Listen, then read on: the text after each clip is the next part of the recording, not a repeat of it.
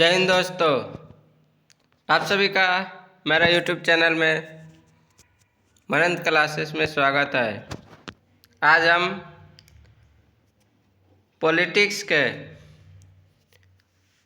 दूसरा वीडियो लेकर आए हैं। इससे पहले के वीडियो में मैंने 1 से लेकर 10 चैप्टर तक लुसेंट बुक का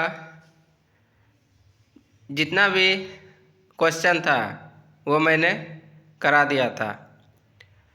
इस वीडियो में हम चैप्टर 11 से लेकर जितने भी आगे चैप्टर होंगे 20 चैप्टर लगभग होगा, तो आज 10 चैप्टर में हम पूरा पॉलिटिक्स का, इंडियन पॉलिटिक्स का जो ये लुसेंट बुक का है क्वेश्चन, वो पूरा आज हम कवर करा देंगे इस वीडियो में। तो चलिए बिना देर किए इस वीडियो को शुरू करते हैं। जो आज का टॉपिक है पहला 11 नंबर चैप्टर से हुआ है मूल अधिकार। पहला प्रश्न लेते हैं। पहला प्रश्न है, मौलिक अधिकार संविधान के किस भाग में वर्णित है? भाग 3।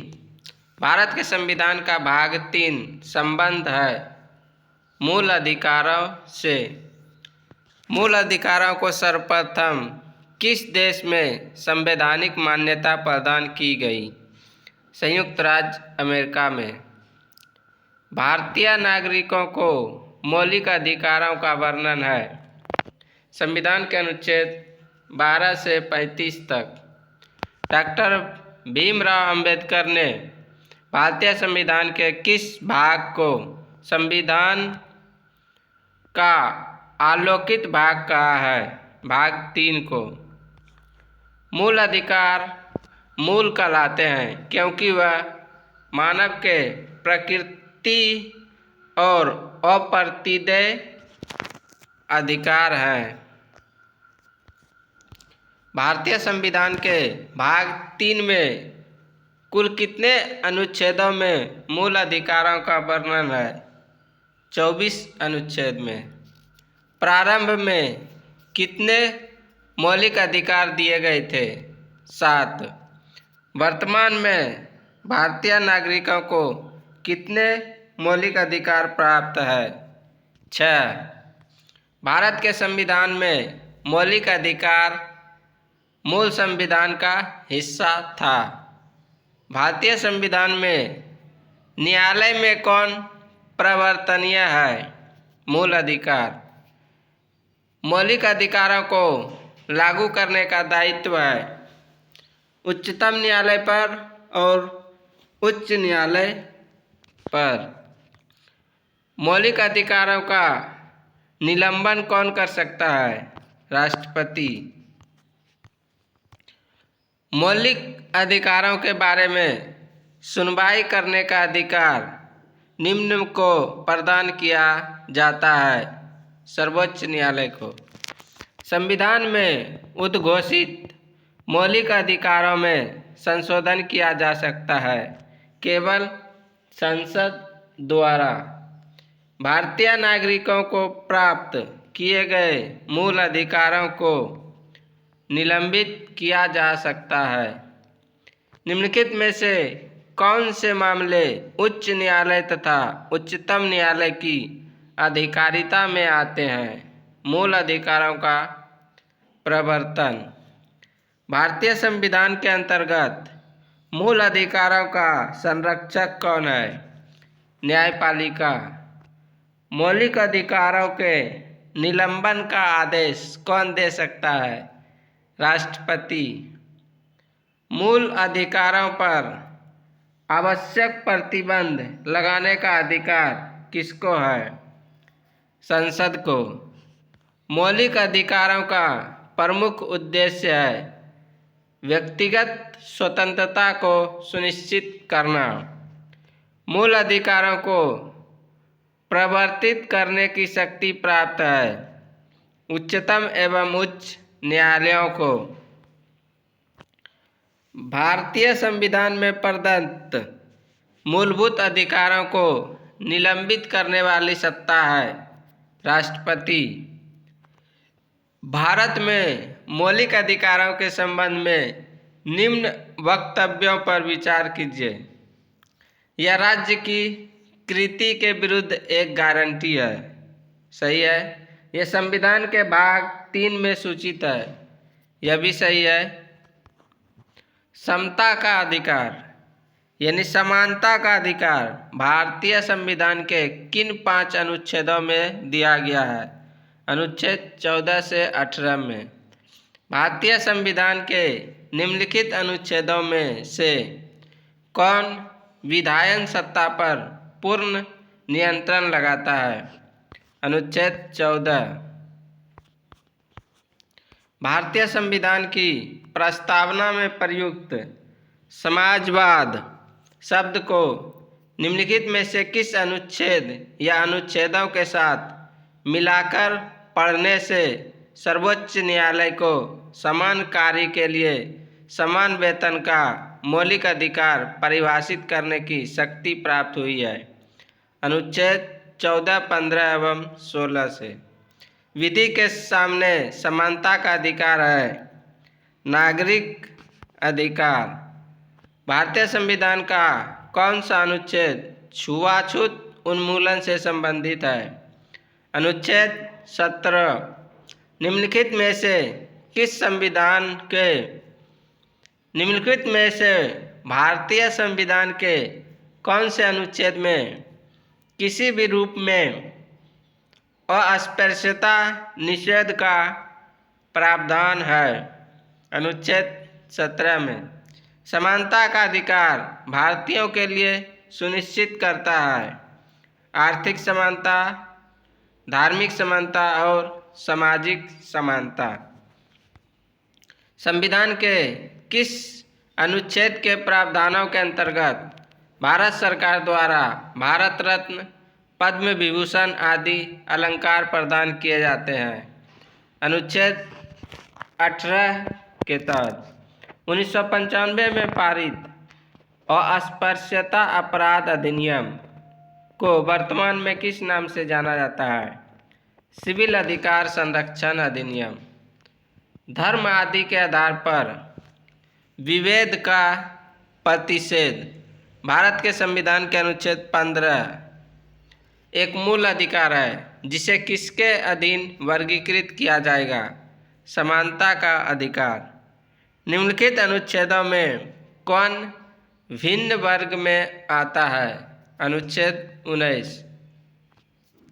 भारतीय संविधान में किसमें भारतीय सर्वोच्च न्यायालय को समान कार्य के लिए समान वेतन का मौलिक अधिकार निगमन करने हेतु सक्षम किया? संविधान की प्रस्तावना में प्रयुक्त समाजवादी शब्द ने।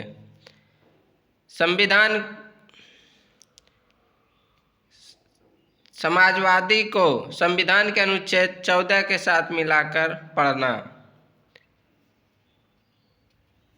प्रस्तावना में प्रयुक्त समाजवादी शब्द को संविधान के अनुच्छेद 16 के साथ मिलाकर पढ़ना।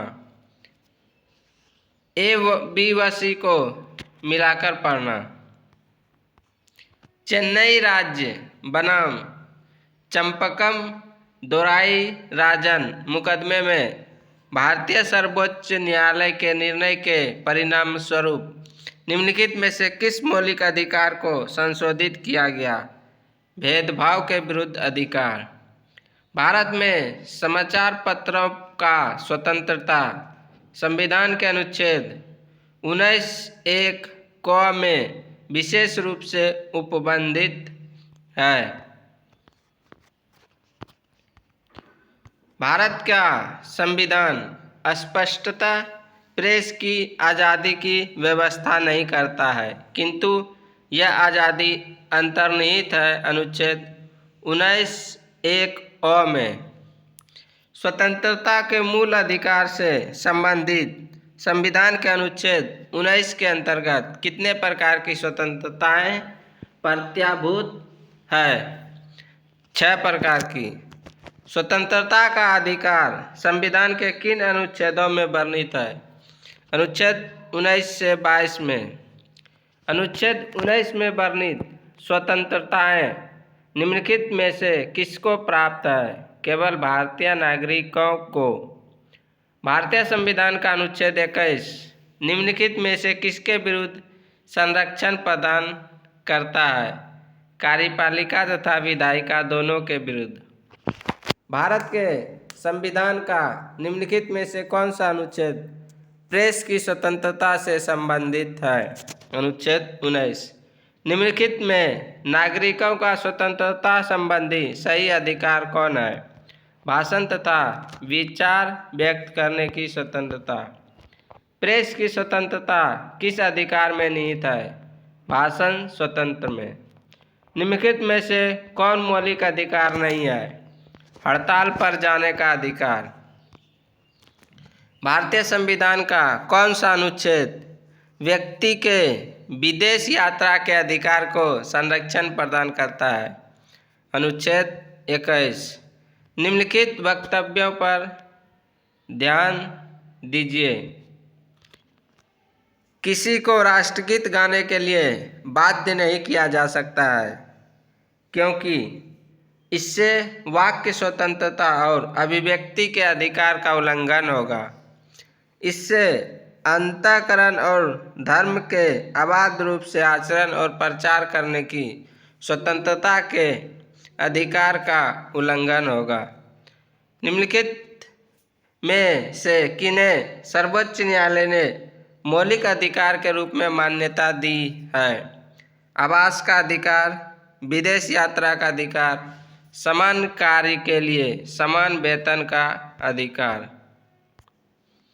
भारतीय संविधान में प्रदत्त स्वतंत्रता का अधिकार के संबंध में निम्नलिखित में से कौन सा सत्य नहीं है? भाषा व अभिव्यक्ति की अबाधित स्वतंत्रता। संविधान के किन अनुच्छेदों में शोषण के विरुद्ध अधिकार वर्णित है? अनुच्छेद 23-24 में। मौलिक अधिकारों के अंतर्गत कौन सा अनुच्छेद बच्चों के शोषण से संबंधित है? अनुच्छेद 24। भारत के संविधान के अंतर्गत किस आयु के बालक को किसी खान अथवा अन्य संकटमय सेवा में लगाए जाने का प्रतिषेध किया गया है? 14 वर्ष से कम आयु के। कारखानों अथवा खानों में कोई व्यक्ति नियुक्त नहीं किया जा सकता जब तक उसकी आयु कम से कम 14 वर्ष हो। भारतीय संविधान के अनुसार किसी भी व्यक्ति को जिसे गिरफ्तार अथवा बंदी किया जाता है सबसे नज़दीकी मजिस्ट्रेट के समक्ष उपस्थित करना होगा 24 घंटे के अंदर। 14 वर्ष से कम आयु के बहुत से गरीब बच्चे पटाखे बनाने वाले कारखाने में काम करते हैं। इन कारखानों में बच्चों को काम देने से किस मौलिक अधिकार का उल्लंघन होता है? शोषण के विरुद्ध अधिकार। निम्नलिखित में से किस अनुच्छेद में कहा गया है कि किसी भी व्यक्ति को एक ही अपराध के लिए एक बार से अधिक अभियोजित एवं दंडित नहीं किया जाएगा? अनुच्छेद 20 के तहत। भारतीय संविधान कोई अपराध किए जाने के लिए किसी सामान्य व्यक्ति को जिसे किसी सामान्य विधि के अंतर्गत गिरफ्तार किया गया हो निम्नलिखित में से कौन सा अधिकार प्रदान करता है? गिरफ्तारी का कारण शीघ्रता से जानने का अधिकार, अपनी रुचि के अनुरूप वकील से परामर्श लेने एवं बचाव करने का अधिकार, गिरफ्तारी के 24 घंटे के अंदर मजिस्ट्रेट के समक्ष प्रस्तुत किए जाने का अधिकार। धार्मिक स्वतंत्रता का अधिकार संविधान के किन अनुच्छेदों में वर्णित है? अनुच्छेद 25 से 30 में। भारतीय संविधान के अनुच्छेद 25 का संबंध है धर्म की स्वतंत्रता से। धार्मिक स्वतंत्रता के अधिकार में संविधान के अंतर्गत सम्मिलित है धर्म प्रचार करने का अधिकार, सिखों को कृपाण धारण एवं रखने का अधिकार, राज्यों का समाज सुधारक विधि निर्माण का अधिकार। संविधान के किस अनुच्छेद द्वारा सिखों द्वारा कृपाण धारण करना धार्मिक स्वतंत्रता का अंग माना गया है? अनुच्छेद 25। संविधान द्वारा प्रदत्त धार्मिक अधिकारों पर राज्य किन आधारों पर प्रतिबंध लगा सकता है? स्वास्थ्य, सदाचार एवं लोक व्यवस्था के आधार पर। संविधान के किन अनुच्छेदों के अंतर्गत अल्पसंख्यकों को अपनी संस्कृति के संरक्षण तथा अपनी पसंद की शिक्षा संस्थाओं की स्थापना व संचालन के अधिकार को मान्यता प्रदान की गई है? अनुच्छेद 29 व 30 के तहत। भारतीय संविधान का कौन सा अनुच्छेद अल्पसंख्यकों को अपनी पसंद के शिक्षण संस्थाओं के स्थापित एवं संचालित करने का अधिकार को संरक्षण प्रदान करता है? अनुच्छेद 30। धार्मिक स्वतंत्रता का अधिकार किस अनुच्छेद के द्वारा दिया गया है? अनुच्छेद 25 के द्वारा। भारतीय संविधान के किस अनुच्छेद में संवैधानिक उपचारों का अधिकार दिया गया है? अनुच्छेद 32 में। निम्नलिखित मौलिक अधिकारों में से किसे डॉक्टर भीमराव अंबेडकर ने संविधान का हृदय एवं आत्मा की संज्ञा दी? संवैधानिक उपचारों का अधिकार। संवैधानिक उपचारों का अधिकार किन परिस्थितियों में निलंबित हो जाता है? आपात स्थिति की घोषणा के दौरान, सेना सदस्य के संबंध में और जब सैनिक विधि लागू हो। निम्नलिखित में से कौन सा अधिकार भारतीय संविधान के अनुच्छेद 32 के अंतर्गत प्रवर्तित किए जा सकते हैं? मौलिक अधिकार। मौलिक अधिकारों को लागू करने के लिए नियोक्ता में से किसी न्यायालय द्वारा जारी किया जा सकता है? समादेश यानी कि रिट। व्यक्तिगत स्वतंत्रता के लिए निम्नलिखित में से कौन सी रिट याचिका दायर की जा सकती है? Habeas corpus. कौन व्यक्तिगत स्वतंत्रता से संबंधित है? Habeas corpus. विभिन्न प्रकार के समादेश जारी करने का अधिकार सर्वोच्च न्यायालय के अतिरिक्त निम्नलिखित में से किस न्यायालयों को प्राप्त है? राज्य के उच्च न्यायालयों को। बंदी प्रत्यक्षीकरण हेबियस कॉर्पस के अतिरिक्त निम्नलिखित में से किस याचिका को उच्च न्यायालय जारी कर सकता है? उत्प्रेषण, परमादेश, अधिकार परीक्षा और प्रतिषेध। बंदी प्रत्यक्षीकरण याचिका निरुद्ध व्यक्ति या हितबद्ध व्यक्ति दोनों द्वारा दाखिल की जा सकती है। निम्नलिखित में से किस स्थिति में बंदी प्रत्यक्षीकरण याचिका जारी किया जाता है? दोषपूर्ण पुलिस नज़रबंदी।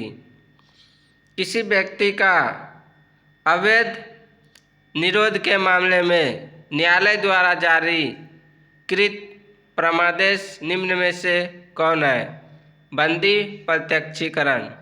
निम्नलिखित में से किस याचिका का शाब्दिक अर्थ होता है? हम आदेश देते हैं। परमादेश। नियोक्त। निम्नोक्त समादेशों में से कौन सा समादेश किसी अवैध व्यक्ति से सरकारी पद को बचाने के लिए जारी किया जाता है? अधिकार परीक्षा। व्यक्ति, निगम अथवा अधीनस्थ अधिकरण जिस कार्य को करने के लिए आबद्ध है उस कार्य को करने के लिए जारी करने वाले रिट को कहते हैं परमादेश। वह रिट जो भारत में उच्चतम न्यायालय अथवा सर्वोच्च न्यायालय द्वारा किसी व्यक्ति या सार्वजनिक संस्था को आदेश देती है कि वह अपने कर्तव्य का पालन करे, क्या कहलाती है? परमादेश।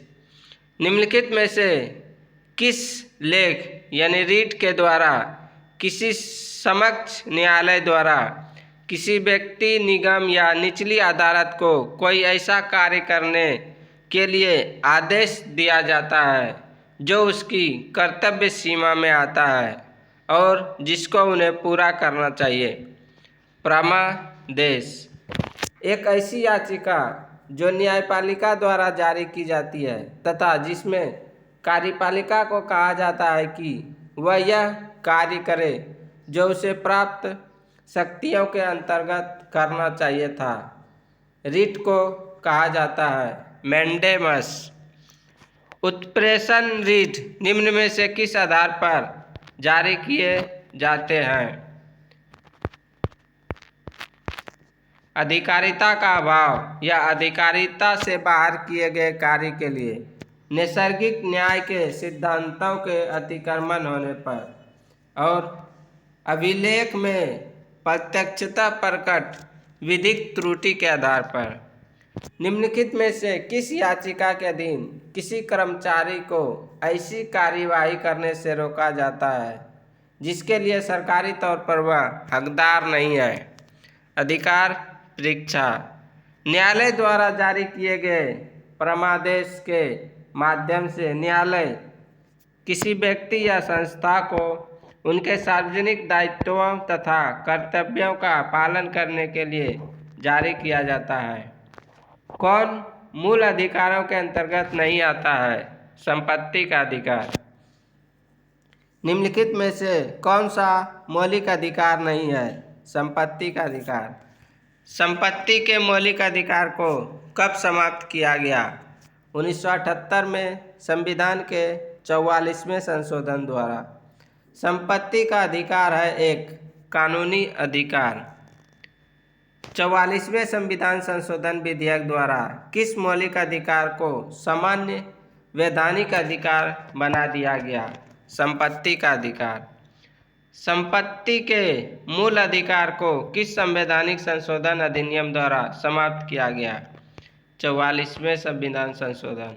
निम्नलिखित में से कौन सा मौलिक अधिकार नहीं है? संपत्ति का अधिकार। भारतीय संविधान के अनुसार संपत्ति का अधिकार क्या है? विधिक अधिकार। संपत्ति के अधिकार को मूल अधिकार की श्रेणी से हटाकर किस अनुच्छेद के अंतर्गत रखा गया है? अनुच्छेद 300 क के तहत। भारत के संविधान के अनुसार जो संवैधानिक अधिकार है किंतु मूलभूत अधिकार नहीं है। संपत्ति का अधिकार। मत देने का अधिकार होता है एक नागरिक अधिकार। सूची 2 और सूची 1 को मिलान कीजिए। समता का अधिकार अनुच्छेद 14 से 18। वाक्य स्वतंत्रता का अधिकार अनुच्छेद 19। धर्म की स्वतंत्रता का अधिकार अनुच्छेद 25। संवैधानिक उपचारों का अधिकार अनुच्छेद 32। मौलिक अधिकार में कौन सी बात की स्वतंत्रता नहीं है? हड़ताल करने की आज़ादी। किस वाद ने संसद को मौलिक अधिकारों में संशोधन करने का अधिकार दिया? केशवानंद भारतीवाद। वर्तमान समय में भारतीय संविधान के अंतर्गत संपत्ति का अधिकार है एक वैधानिक अधिकार। निम्नलिखित में से कौन सा मूल अधिकार विदेशी नागरिकों को प्राप्त नहीं है? अभिव्यक्ति की स्वतंत्रता का अधिकार। 6 वर्ष की आयु से 14 वर्ष की आयु के बीच के बच्चों को शिक्षा का अधिकार है मूल अधिकार। समानता का अधिकार संविधान के किन अनुच्छेदों में से किसके अंतर्गत दिया हुआ है? अनुच्छेद 14, 15 और 16 में। संविधान के अंतर्गत बंदी प्रत्यक्षीकरण समादेश जारी करने का अधिकार किसमें निहित है? उच्च एवं उच्चतम न्यायालय को। निम्नलिखित में से कौन सा मूल अधिकार नहीं है? संपत्ति का अधिकार। भारतीय संविधान का कौन सा अनुच्छेद अस्पृश्यता का उन्मूलन करता है और किसी भी रूप में इसके व्यवहार का निषेध करता है? अनुच्छेद 17। मौलिक अधिकार को लागू करने के लिए रिट जारी की जाती है उच्चतम न्यायालय द्वारा। किसी अर्ध न्यायिक या सार्वजनिक अधिकारी को अपनी अनिवार्य कर्तव्य के लिए मजबूर करने के उद्देश्य से उच्चतम न्यायालय द्वारा जारी की गई रीट होती है परमादेश। संविधान के अनुच्छेद 17 और 18 में व्यवस्था है सामाजिक समता की। भारत में उच्चतम न्यायालय ने निम्नलिखित मामलों में से किसमें माना था कि मौलिक अधिकारों में संशोधन नहीं किया जा सकता? गोलकानाथ का मामला। निम्नलिखित में से कौन सा मौलिक अधिकार नहीं है? संपत्ति का अधिकार। सूचना का अधिकार किस राज्य में लागू नहीं है? जम्मू एवं कश्मीर। मौलिक अधिकारों में संशोधन करने में कौन सक्षम है? संसद। भारतीय नागरिकों के मौलिक अधिकारों के युक्तियुक्त प्रतिबंधों को आरोपित करने की शक्ति किसके पास है? संसद के पास। किसी कैदी को न्यायालय के समक्ष प्रस्तुत करवाने के लिए किस रीट की आवश्यकता होती है? बंदी प्रत्यक्षीकरण। अगला चैप्टर है 12 राज्य के नीति निर्देशक तत्व। फर्स्ट प्रश्न है भारतीय संविधान में राज्य के नीति निर्देशक तत्व ग्रहण किए गए हैं आयरलैंड से। राज्य के नीति निर्देशक तत्वों का उल्लेख भारतीय संविधान के किस भाग में है? भाग 4 में। भारतीय संविधान के किस अनुच्छेद में राज्य के नीति निर्देशक तत्वों का उल्लेख है? अनुच्छेद 36 से 51 में। संविधान का वह कौन सा भाग है जो संविधान के निर्माताओं के मस्तिष्क और उद्देश्यों को प्रतिबिंबित करता है? राज्य के नीति निर्देशक तत्व। राज्य के नीति निर्देशक तत्वों में निम्नलिखित में से किन किन प्रकार के सिद्धांत अंतर्निहित है? उपर्युक्त सभी, यानी आर्थिक सिद्धांत, सामाजिक सिद्धांत और प्रशासनिक सिद्धांत। भारतीय संविधान में राज्य के नीति निर्देशक सिद्धांतों को शामिल करने के पीछे मुख्य उद्देश्य क्या था? कल्याणकारी राज्य की स्थापना करना। सरकार के निरंकुश कार्यों पर नियंत्रण रखना, यह नहीं था। संविधान में राज्य के नीति निर्देशक तत्वों को शामिल करने के पीछे क्या उद्देश्य है? सामाजिक आर्थिक लोकतंत्र की स्थापना करना। निम्नलिखित में से किसने नीति निर्देशक सिद्धांतों को बैंक की सुविधा अनुसार देय उत्तर दिनांकित चेक कहा? केटी शाह ने। किस संवैधानिक संशोधन अधिनियम ने राज्य के नीति निर्देशक तत्वों को मौलिक अधिकारों की अपेक्षा अधिक प्रभावशाली बनाया? 42वां संविधान संशोधन अधिनियम 1976। भारतीय संविधान का कौन सा अंग समाजवादी व्यवस्था स्थापित करने की प्रेरणा देता है? नीति निर्देशक तत्व। संविधान में कल्याणकारी राज्य का आदेश दिया जाता है नीति निर्देशक तत्वों में। नीति निर्देशक सिद्धांत है वाद्य योग नहीं। नीति निर्देशक तत्वों का क्रियान्वयन निम्नलिखित में से किस पर निर्भर करता है? सरकार के पास उपलब्ध संसाधनों पर। मूल अधिकार और राज्य के नीति निर्देशक तत्व में क्या अंतर है? मूल अधिकार वाद्य योग्य है जबकि राज्य के निर्देशक तत्व नहीं। मौलिक अधिकार एवं राज्य के नीति निर्देशक तत्वों के विषय में कौन सा कथन सही है? वे एक दूसरे के पूरक हैं। एक कल्याणकारी राज्य के निर्देशक आदर्श वर्णित हैं राज्य के नीति निर्देशक तत्वों में।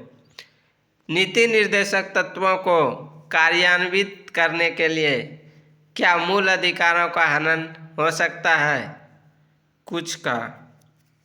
भारत के संविधान में अंतर्राष्ट्रीय सुरक्षा को प्रोत्साहन देना सन्निहित है राज्य के नीति निर्देशक तत्व में। समान कार्य के लिए समान वेतन संविधान के सुनिश्चित किया गया है। एक राज्य के नीति निर्देशक सिद्धांत का अंग। भारतीय संविधान के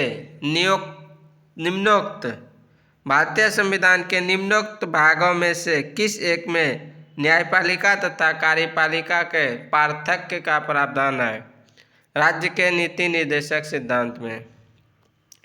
भारतीय संविधान में राज्य के नीति निर्देशक सिद्धांत को किस मुख्य कारण से सम्मिलित किया गया है? कल्याणकारी राज्य की स्थापना के लिए।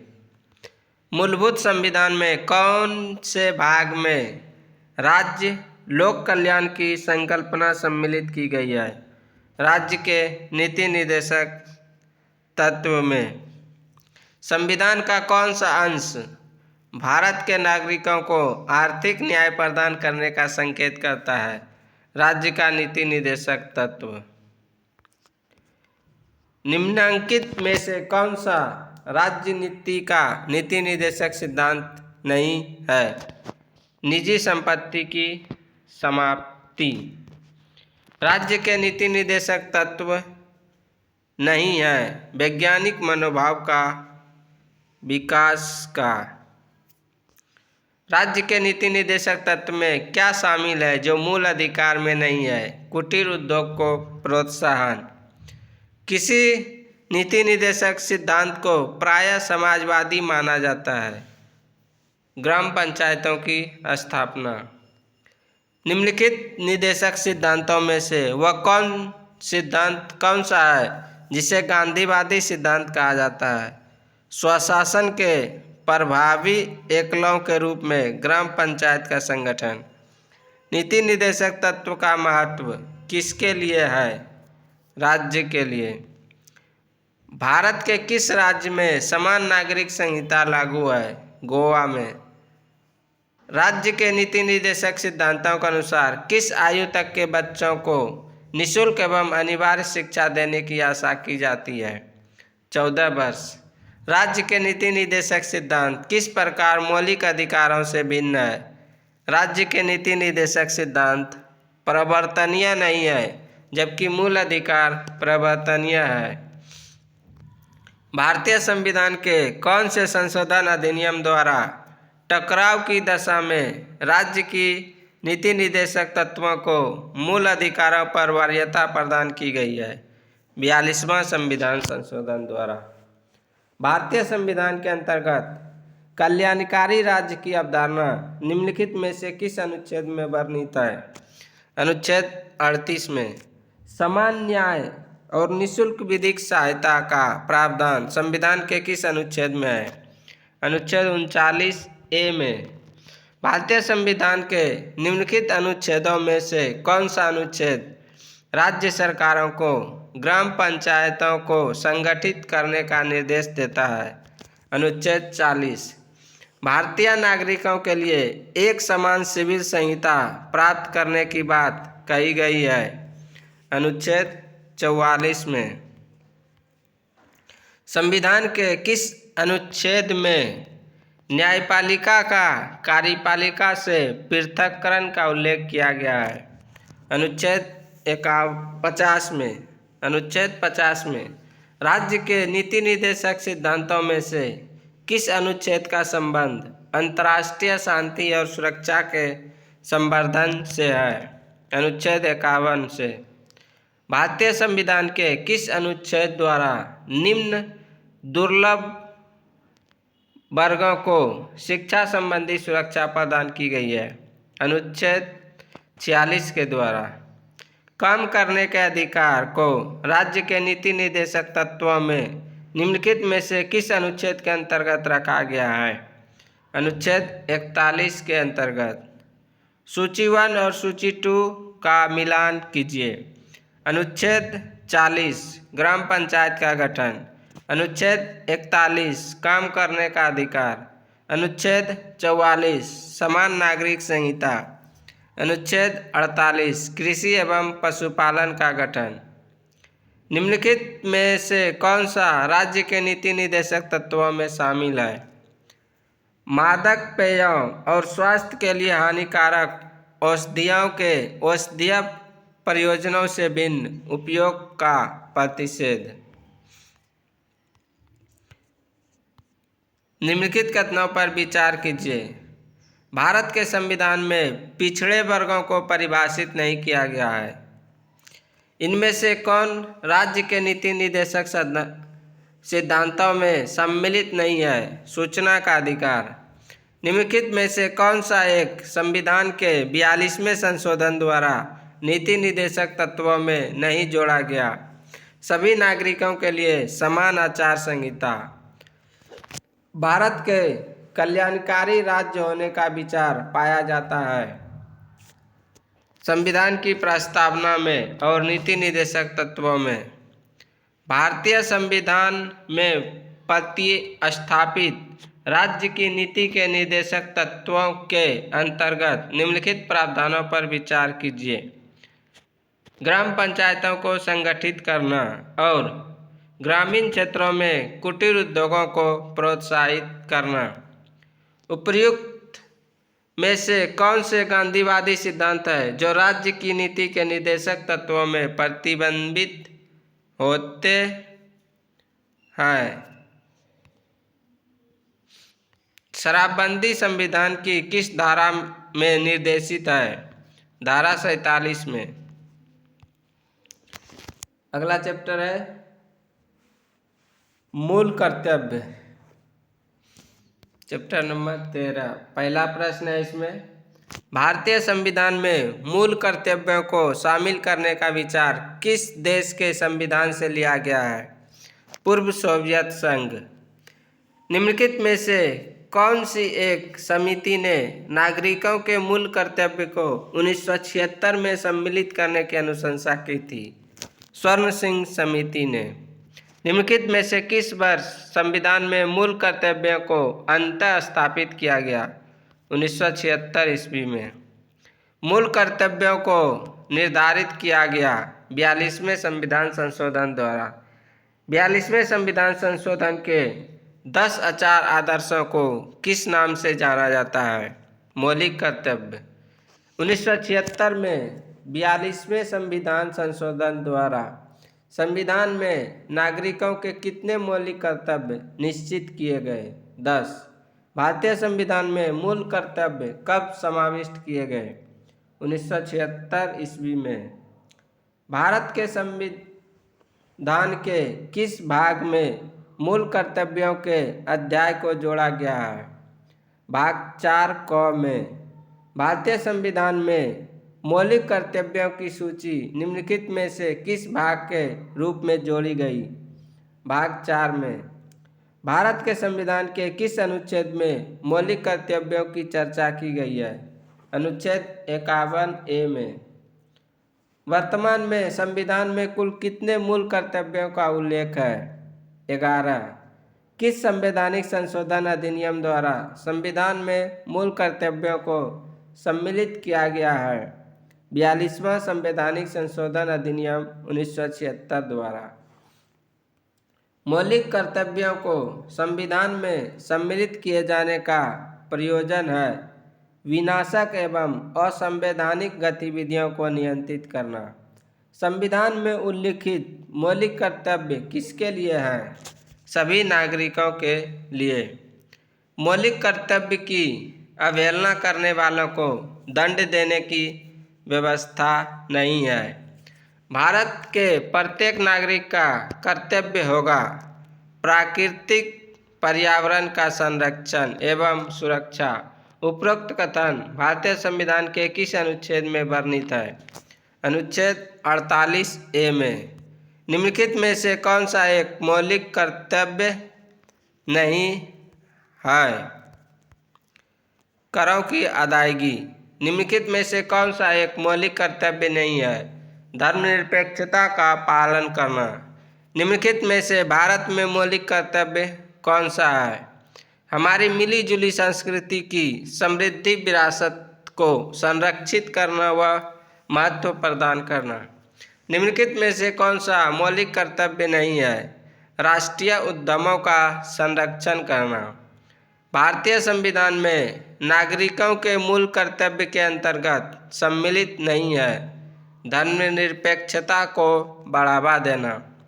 भारत के संविधान के अनुसार भारतीय नागरिकों के मूल कर्तव्य निम्नलिखित में से क्या है? राष्ट्रगान, ध्वज आदि का सम्मान, वैज्ञानिक प्रवृत्ति का विकास, राष्ट्रीय एवं सांस्कृतिक विरासत का संरक्षण एवं परिरक्षण। भारतीय संविधान के किस अनुच्छेद में भारतीय नागरिकों के मूल कर्तव्य शामिल हैं? अनुच्छेद 51 क में। निम्नलिखित में से कौन सा कर्तव्य भारतीय नागरिकों के कर्तव्यों में शामिल नहीं है? सत्तारूढ़ राजनीतिक दल का समर्थन करना। अगला चैप्टर है 14 नंबर, भारतीय संसद, इंडियन पार्लियामेंट।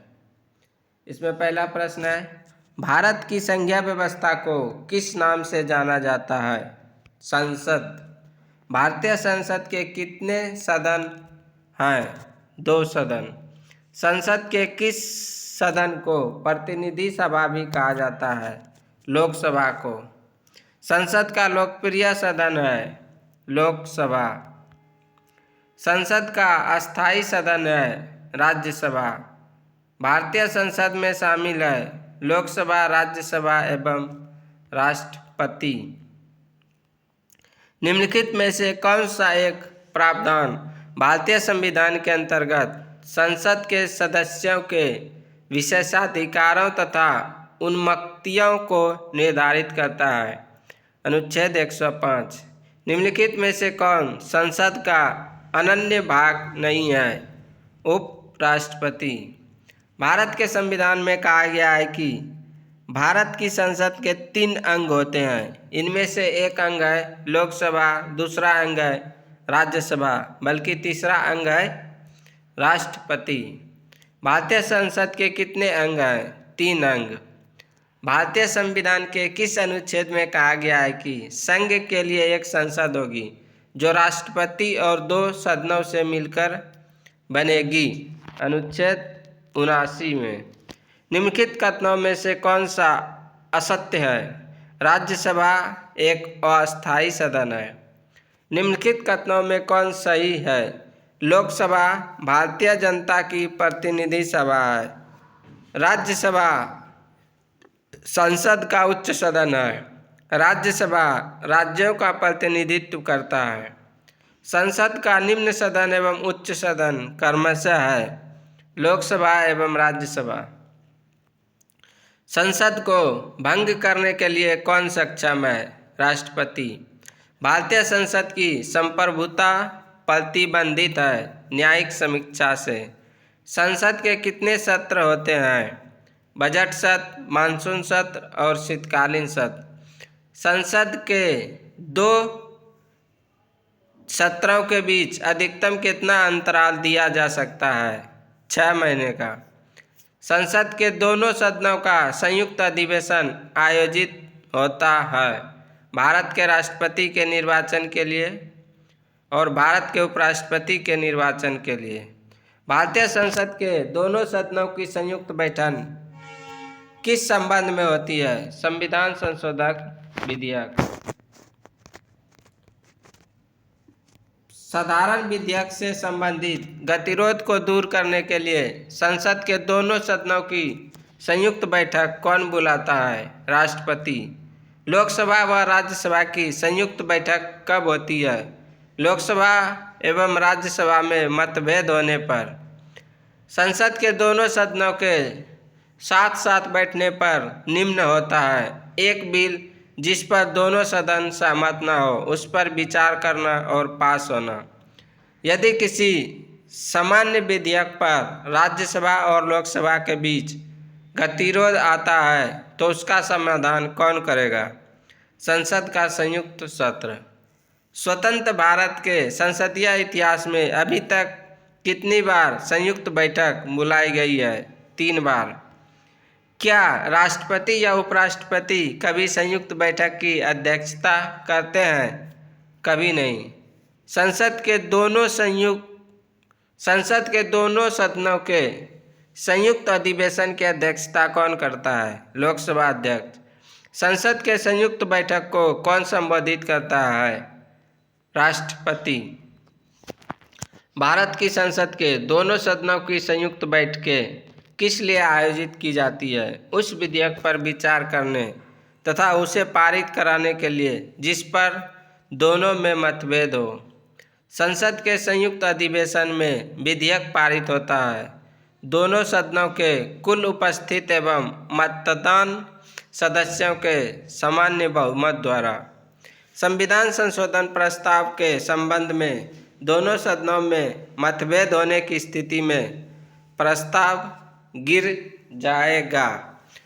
संसद की कार्यवाही सूची में प्रथम विषय होता है प्रश्नकाल।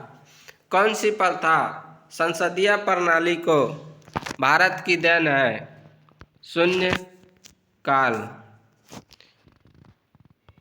संसद के किसी सदस्य की सदस्यता तब तक समझी जाती है यदि वह बिना सदन को सूचित किए अनुपस्थित रहता है 60 दिन।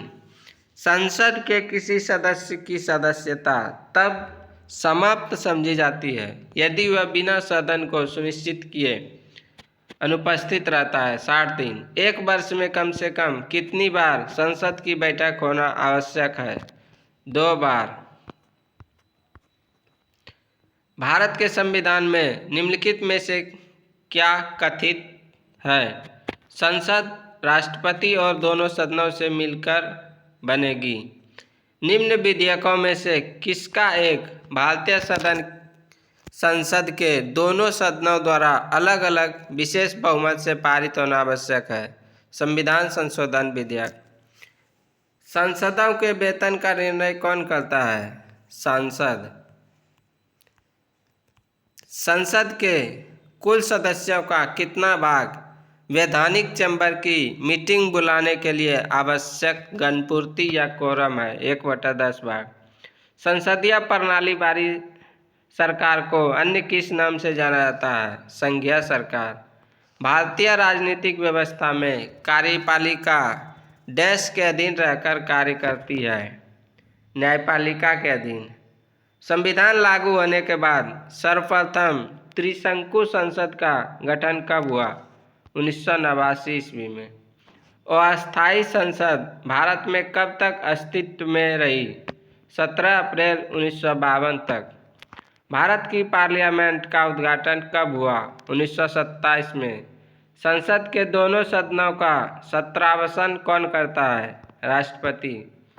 संसद के किन सदस्यों को गैर सरकारी सदस्य कहा जाता है? मंत्री के अलावा अन्य प्रत्येक सांसद को।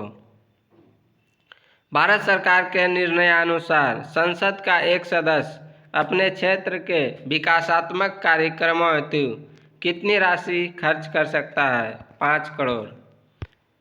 किसी संसद सदस्य की अयोग्यता के संदर्भ में निर्णय कौन करता है? राष्ट्रपति। भारत की संचय निधि से धन निर्गम पर किसका नियंत्रण है? संसद का। अगला चैप्टर है 15 नंबर राष्ट्रपति, प्रेसिडेंट ऑफ इंडिया। भारत के राष्ट्रपति की तुलना निम्नलिखित में से किससे करना सर्वाधिक उचित है? ब्रिटेन के सम्राट से। भारत में कार्यपालिका का अध्यक्ष कौन होता है? राष्ट्रपति। संघ की कार्यपालिका शक्ति निहित है राष्ट्रपति में। भारत का राष्ट्रपति राज्य का प्रधान है।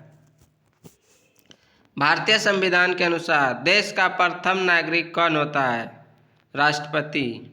भारतीय संविधान के अनुसार संघ की कार्यपालिका शक्तियाँ किसमें निहित होती है? राष्ट्रपति में।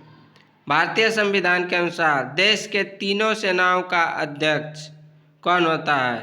राष्ट्रपति।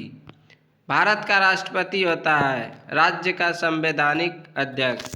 भारतीय सशस्त्र सेनाओं का सर्वोच्च कमांडर कौन होता है? राष्ट्रपति। भारत के राष्ट्रपति के लिए आवश्यक योग्यता नहीं है वह संसद के किसी सदन का सदस्य हो। भारत के राष्ट्रपति निर्वाचित होने के पात्र बनने के लिए किसी व्यक्ति की आयु पूर्ण होना चाहिए 35 वर्ष। राष्ट्रपति पद के उम्मीदवार के लिए अधिकतम आयु कितनी होनी चाहिए? कोई आयु सीमा नहीं है। एक व्यक्ति राष्ट्रपति पद के लिए अधिकतम कितनी बार निर्वाचित हो सकता है? कोई सीमा नहीं। राष्ट्रपति का निर्वाचन किस प्रकार से होता है? अप्रत्यक्ष रूप से। राष्ट्रपति पद के निर्वाचन हेतु कौन सी पद्धति अपनाई जाती है? समानुपातिक प्रतिनिधित्व एवं एकल संक्रमणीय मत पद्धति। राष्ट्रपति पद के चुनाव संबंधी विवादों को किसे निर्देशित किया जाता है? उच्चतम न्यायालय को। राष्ट्रपति के चुनाव के लिए प्रस्तावक एवं अनुमोदकों की कम से कम कितनी संख्या होनी चाहिए? 50-50। भारत का राष्ट्रपति निर्वाचित होने के लिए निम्नलिखित में से कौन सी बात अयोग्यता मानी जाती है? कोई लाभ का पद ग्रहण किए हुए हो। भारत में राष्ट्रपति का चुनाव किया जाता है एकल हस्तांतरीय मत पद्धति द्वारा।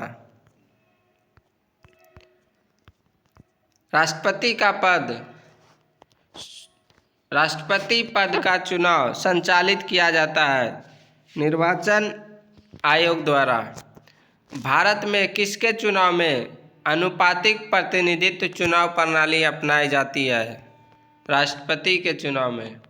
राष्ट्रपति चुनाव संबंधी मामले किसके पास भेजे जाते हैं? उच्चतम न्यायालय को। किस अनुच्छेद के तहत राष्ट्रपति तथा उपराष्ट्रपति के निर्वाचन से संबंधित विवाद का निर्णय उच्चतम न्यायालय द्वारा करने का प्रावधान संविधान में किया गया है? अनुच्छेद 71 के तहत। राष्ट्रपति पद के उम्मीदवारों को चुनाव प्रचार करने हेतु कितना समय मिलता है? 2 सप्ताह। भारत के राष्ट्रपति का चुनाव कितने वर्षों के लिए होता है? 5 वर्ष के लिए। किस अनुच्छेद के तहत राष्ट्रपति अपने पद ग्रहण करने की तिथि से 5 वर्ष की अवधि तक अपने पद पर बना रहता है? अनुच्छेद 56 के तहत। राष्ट्रपति के चुनाव के लिए निर्वाचक मंडल में होते हैं संसद के दोनों सदनों तथा विधानसभाओं के निर्वाचित सदस्य। भारत के राष्ट्रपति के निर्वाचन के बारे में निम्नलिखित में से कौन सा कथन सही नहीं है? राष्ट्रपति के निर्वाचन के संबंध में यदि कोई विवाद हो तो वह सर्वोच्च न्यायालय के क्षेत्राधिकार में नहीं आता है। भारत के राष्ट्रपति को उसके पद से हटाया जा सकता है संसद द्वारा। भारत के राष्ट्रपति को पद से हटाने की प्रक्रिया है मंत्रिपरिषद का राष्ट्रपति को हटाने संबंधी प्रस्ताव। संविधान के उल्लंघन के लिए राष्ट्रपति के विरुद्ध अभियोग कार्यवाही किसमें शुरू की जा सकती है? संसद के किसी भी सदन में राष्ट्रपति को हटाया जा सकता है महाभियोग द्वारा। भारत पर महाभियोग। राष्ट्रपति पर महाभियोग किस आधार पर लगाया जा सकता है? संविधान के अतिक्रमण करने पर। राष्ट्रपति पर महाभियोग की प्रक्रिया किस देश के संविधान से ली गई है? अमेरिका। भारतीय राष्ट्रपति को किस परिस्थिति में अपने पद से त्यागपत्र देना पड़ता है? महाभियोग लगने पर। कार्यकाल पूर्ण होने पर पहले भारत के राष्ट्रपति को उनके पद से कौन हटा सकता है? संसद द्वारा महाभियोग लगाकर। राष्ट्रपति पर महाभियोग का आरोप एक संकल्प के रूप में संसद के किसी भी सदन में लाया जा सकता है। कम से कम कितने दिन की लिखित सूचना के बाद प्रस्तुत किया जाना चाहिए? 14 दिन। सदन में राष्ट्रपति के विरुद्ध महाभियोग प्रस्ताव पास करने के लिए कितने सदस्यों का समर्थन चाहिए? सदन के कुल सदस्यों में से कम 2/3 का। भारत के राष्ट्रपति को कार्य अवधि की समाप्ति से पूर्व भी पद से हटाया जा सकता है महाभियोग द्वारा। किसी व्यक्ति के राष्ट्रपति के रूप में चुनाव को अवैध घोषित किए जाने की स्थिति में उसके द्वारा अपना चुनाव अवैध घोषित किए जाने के पूर्व के कृत्यों की क्या संवैधानिकता होगी? वह कृत्य विधिमान्य होंगे। भारत के राष्ट्रपति को महाभियोग द्वारा हटाया जा सकता है, किंतु महाभियोग की प्रक्रिया को दोषपूर्ण कहकर आलोचना की जा सकती है। प्रक्रिया में कौन सा दोष नहीं है? राष्ट्रपति राज्यसभा के रिक्त स्थानों पर अपने समर्थकों को मनोनीत करके 2/3 बहुमत से अपने विरुद्ध महाभियोग पारित करने को संभव बना सकता है। राष्ट्रपति को निम्नलिखित में से कौन सी पद और गोपनीयता की शपथ दिलाता है? भारत का मुख्य न्यायाधीश। राष्ट्रपति संविधान के किस अनुच्छेद के तहत भारत के मुख्य न्यायाधीश के समक्ष शपथ ग्रहण करता है? अनुच्छेद 60 के तहत। मुख्य न्यायाधीश की अनुपस्थिति में राष्ट्रपति किसके समक्ष शपथ लेता है? सर्वोच्च न्यायालय का वरिष्ठ न्यायाधीश। यदि राष्ट्रपति एवं उपराष्ट्रपति दोनों देश से बाहर हो तो इस स्थिति में उनके कार्यभार का कौन ग्रहण करेगा? सर्वोच्च न्यायालय का मुख्य न्यायाधीश। यदि राष्ट्रपति त्यागपत्र देना चाहे तो वह अपना त्यागपत्र किसे संबोधित करेंगे? भारत के उपराष्ट्रपति को। राष्ट्रपति के त्यागपत्र की सूचना उपराष्ट्रपति किसको देता है? लोकसभा अध्यक्ष को। एक ही समय में यदि राष्ट्रपति और उपराष्ट्रपति दोनों का पद रिक्त हो जाए तो राष्ट्रपति के कृत्यों का निर्वहन कौन करेगा? भारत का मुख्य न्यायाधीश। यदि मृत्यु, त्यागपत्र एवं हटाए जाने की स्थिति में भारत के राष्ट्रपति का पद रिक्त हो जाए तो उस पद का कार्यभार कौन संभालेगा? उपराष्ट्रपति। जब राष्ट्रपति मृत्यु, त्यागपत्र, पदच्युत एवं अन्य कारणों से अपने कर्तव्यों को नहीं निभा सकता है तो उपराष्ट्रपति कितने समय तक राष्ट्रपति के रूप में कार्य करता है? 6 माह तक। निम्नलिखित में से कौन से राष्ट्रपति पूर्व में केंद्रीय मंत्री, गृह मंत्री थे? ज्ञानी जैल सिंह। भारत के राष्ट्रपति निर्वाचित होने से पूर्व निम्न में से कौन उपराष्ट्रपति नहीं थे? ज्ञानी जैल सिंह। भारत के चौथे राष्ट्रपति थे वीवी गिरी। सबसे लंबे समय तक भारत के राष्ट्रपति रहे डॉक्टर राजेंद्र प्रसाद। भारत का राष्ट्रपति चुने जाने वाले प्रथम गैर कांग्रेसी उम्मीदवार कौन थे? वीवी गिरी। भारतीय राष्ट्रपति के सर्वसम्मति से चुने जाने का अभी तक का एकमात्र उदाहरण है नीलम संजीव रेड्डी। निम्नलिखित में से कौन कभी भारत का राष्ट्रपति नहीं रहा? सी राजगोपालाचारी। स्वतंत्र भारत के प्रथम राष्ट्रपति कौन थे? डॉक्टर राजेंद्र प्रसाद। निम्नलिखित में से कौन लगातार 2 बार राष्ट्रपति रहे थे? डॉक्टर राजेंद्र प्रसाद। भारतीय संविधान का कौन सा अनुच्छेद राष्ट्रपति के पद के लिए पुनः निर्वाचन की योग्यता निर्धारित करता है? अनुच्छेद 57। जनता पार्टी के शासन के दौरान भारत के राष्ट्रपति थे एन संजीव रेड्डी। भारत के किस राष्ट्रपति की मृत्यु कार्यकाल पूरा करने से पूर्व ही हो गई थी? डॉक्टर जाकिर हुसैन। भारतीय संघ के प्रतिरक्षा बलों का सर्वोच्च समादेश निम्नलिखित में से किसमें निहित होता है? राष्ट्रपति में। निम्नलिखित में से भारत का राष्ट्रपति किसकी नियुक्ति नहीं करता है? उपराष्ट्रपति की। निम्नलिखित में से किसकी नियुक्ति भारत का राष्ट्रपति करता है? भारत का महान न्यायवादी, नियंत्रक एवं महालेखा परीक्षक तथा एक राज्य का राज्यपाल। केंद्रीय मंत्रिमंडल के मंत्रियों की नियुक्ति कौन करता है? प्रधानमंत्री की सलाह पर राष्ट्रपति। निम्नलिखित में से किसकी नियुक्ति भारत के राष्ट्रपति द्वारा नहीं होती है? लोकसभा अध्यक्ष। भारत के राष्ट्रपति की मर्जी तक निम्नलिखित में से कौन अपने पद पर रह सकता है? राज्यपाल। निम्नलिखित में से किसे राष्ट्रपति नियुक्त नहीं करता है? योजना आयोग। वित्त बिल के लिए किसकी पूर्व स्वीकृति आवश्यक है? भारत के राष्ट्रपति की। किसी भी अभियुक्त की फांसी की सजा को बदलने या कम करने का अधिकार किसे दिया गया है? राष्ट्रपति को। राष्ट्रपति द्वारा संसद के दोनों सदनों के लिए कुल कितने सदस्यों को नामित किया जा सकता है? 14। भारत के राष्ट्रपति को यह अधिकार प्राप्त नहीं है कि वह न्यायालय के न्यायाधीश को हटाए। किसी विधि के प्रश्न पर सर्वोच्च न्यायालय से परामर्श लेने का अधिकार किसको है? राष्ट्रपति को।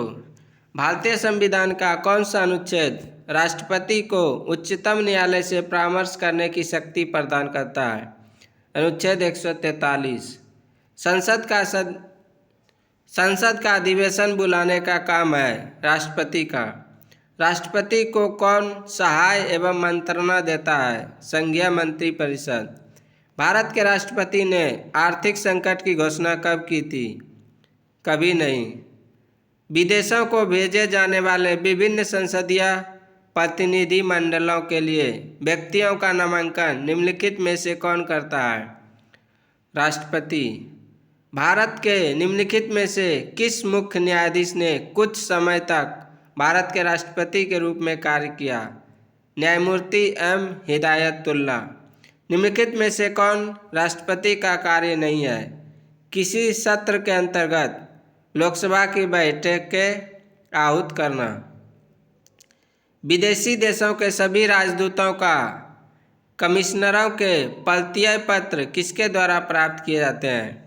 राष्ट्रपति के द्वारा।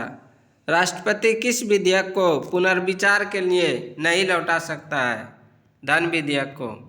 यदि राष्ट्रपति द्वारा किसी विधेयक को पुनर्विचार के लिए लौटाया जाता है तो वह किस वीटो का प्रयोग करता है? निलंबनकारी वीटो।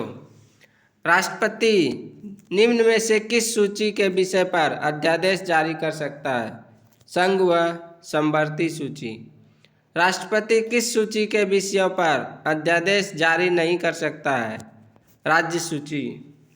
निम्नलिखित में से किस परिस्थिति में राष्ट्रपति अध्यादेश जारी नहीं कर सकता है? जब दोनों सदन सत्र में हो। जब कोई विधेयक संसद द्वारा पारित हो जाता है तो राष्ट्रपति को अधिकार है कि वह उसे पुनर्विचार के लिए वापस भेज सकता है। भारत के राष्ट्रपति संसद के दोनों सदनों को प्रथम सत्र के प्रारंभ में कब संबोधित करते हैं? प्रतिवर्ष एवं लोकसभा के लिए प्रत्येक आम चुनाव के बाद। संविधान के अनुच्छेद 124 के अंतर्गत राष्ट्रपति निम्नलिखित में से क्या कर सकता है? सर्वोच्च न्यायालय के न्यायाधीशों की नियुक्ति। किसी मृत्युदंड पाए अपराधी को क्षमा करने की शक्ति निम्नलिखित में से किसको प्राप्त है? केवल राष्ट्रपति को। अप्रत्याशित व्ययों की पूर्ति के लिए निम्नलिखित में से कौन भारत की आकस्मिक निधि से धन निकाल सकता है? राष्ट्रपति। निम्नलिखित में से कौन सा अधिकार भारत के राष्ट्रपति को प्राप्त नहीं है? उच्चतम न्यायालय तथा उच्च न्यायालय के अधिकारों को हस्तगत करने का।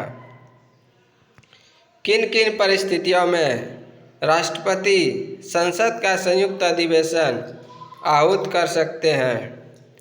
एक सदन द्वारा पारित विधेयक को दूसरे सदन द्वारा रद्द कर देना। एक सदन द्वारा विधेयक में प्रस्तावित संशोधन दूसरे सदन द्वारा स्वीकार न किया जाना। एक सदन द्वारा विधेयक की प्राप्ति के 6 माह तक कोई कार्यवाही नहीं करना। किसी संस्तुति के आधार पर भारत का राष्ट्रपति भारत की आकस्मिक निधि से धन व्यय कर सकता है। किसी भी संस्तुति की जरूरत नहीं है।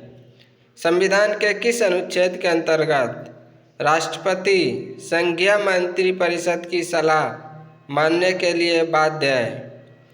अनुच्छेद 74 के तहत। युद्ध अथवा भारत पर आक्रमण होने की स्थिति में निम्नलिखित में से कौन अंतिम रूप से आक्रमणकारी के विरुद्ध युद्ध की घोषणा कर सकता है? राष्ट्रपति।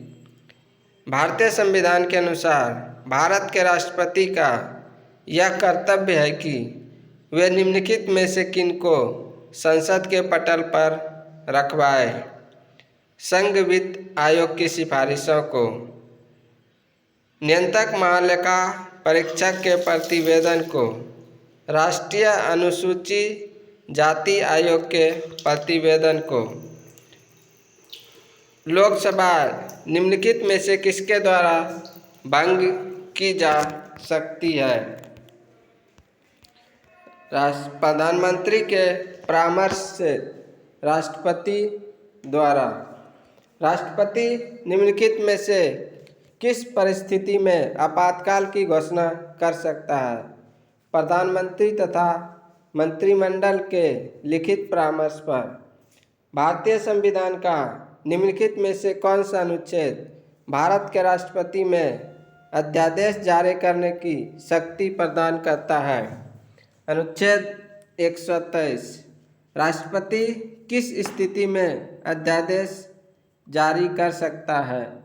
सदन का अधिवेशन न रहने की स्थिति में। राष्ट्रपति द्वारा जारी एक अध्यादेश संसद के सत्र शुरू होने के बाद कितने समय तक रखा जाना आवश्यक है? 6 सप्ताह।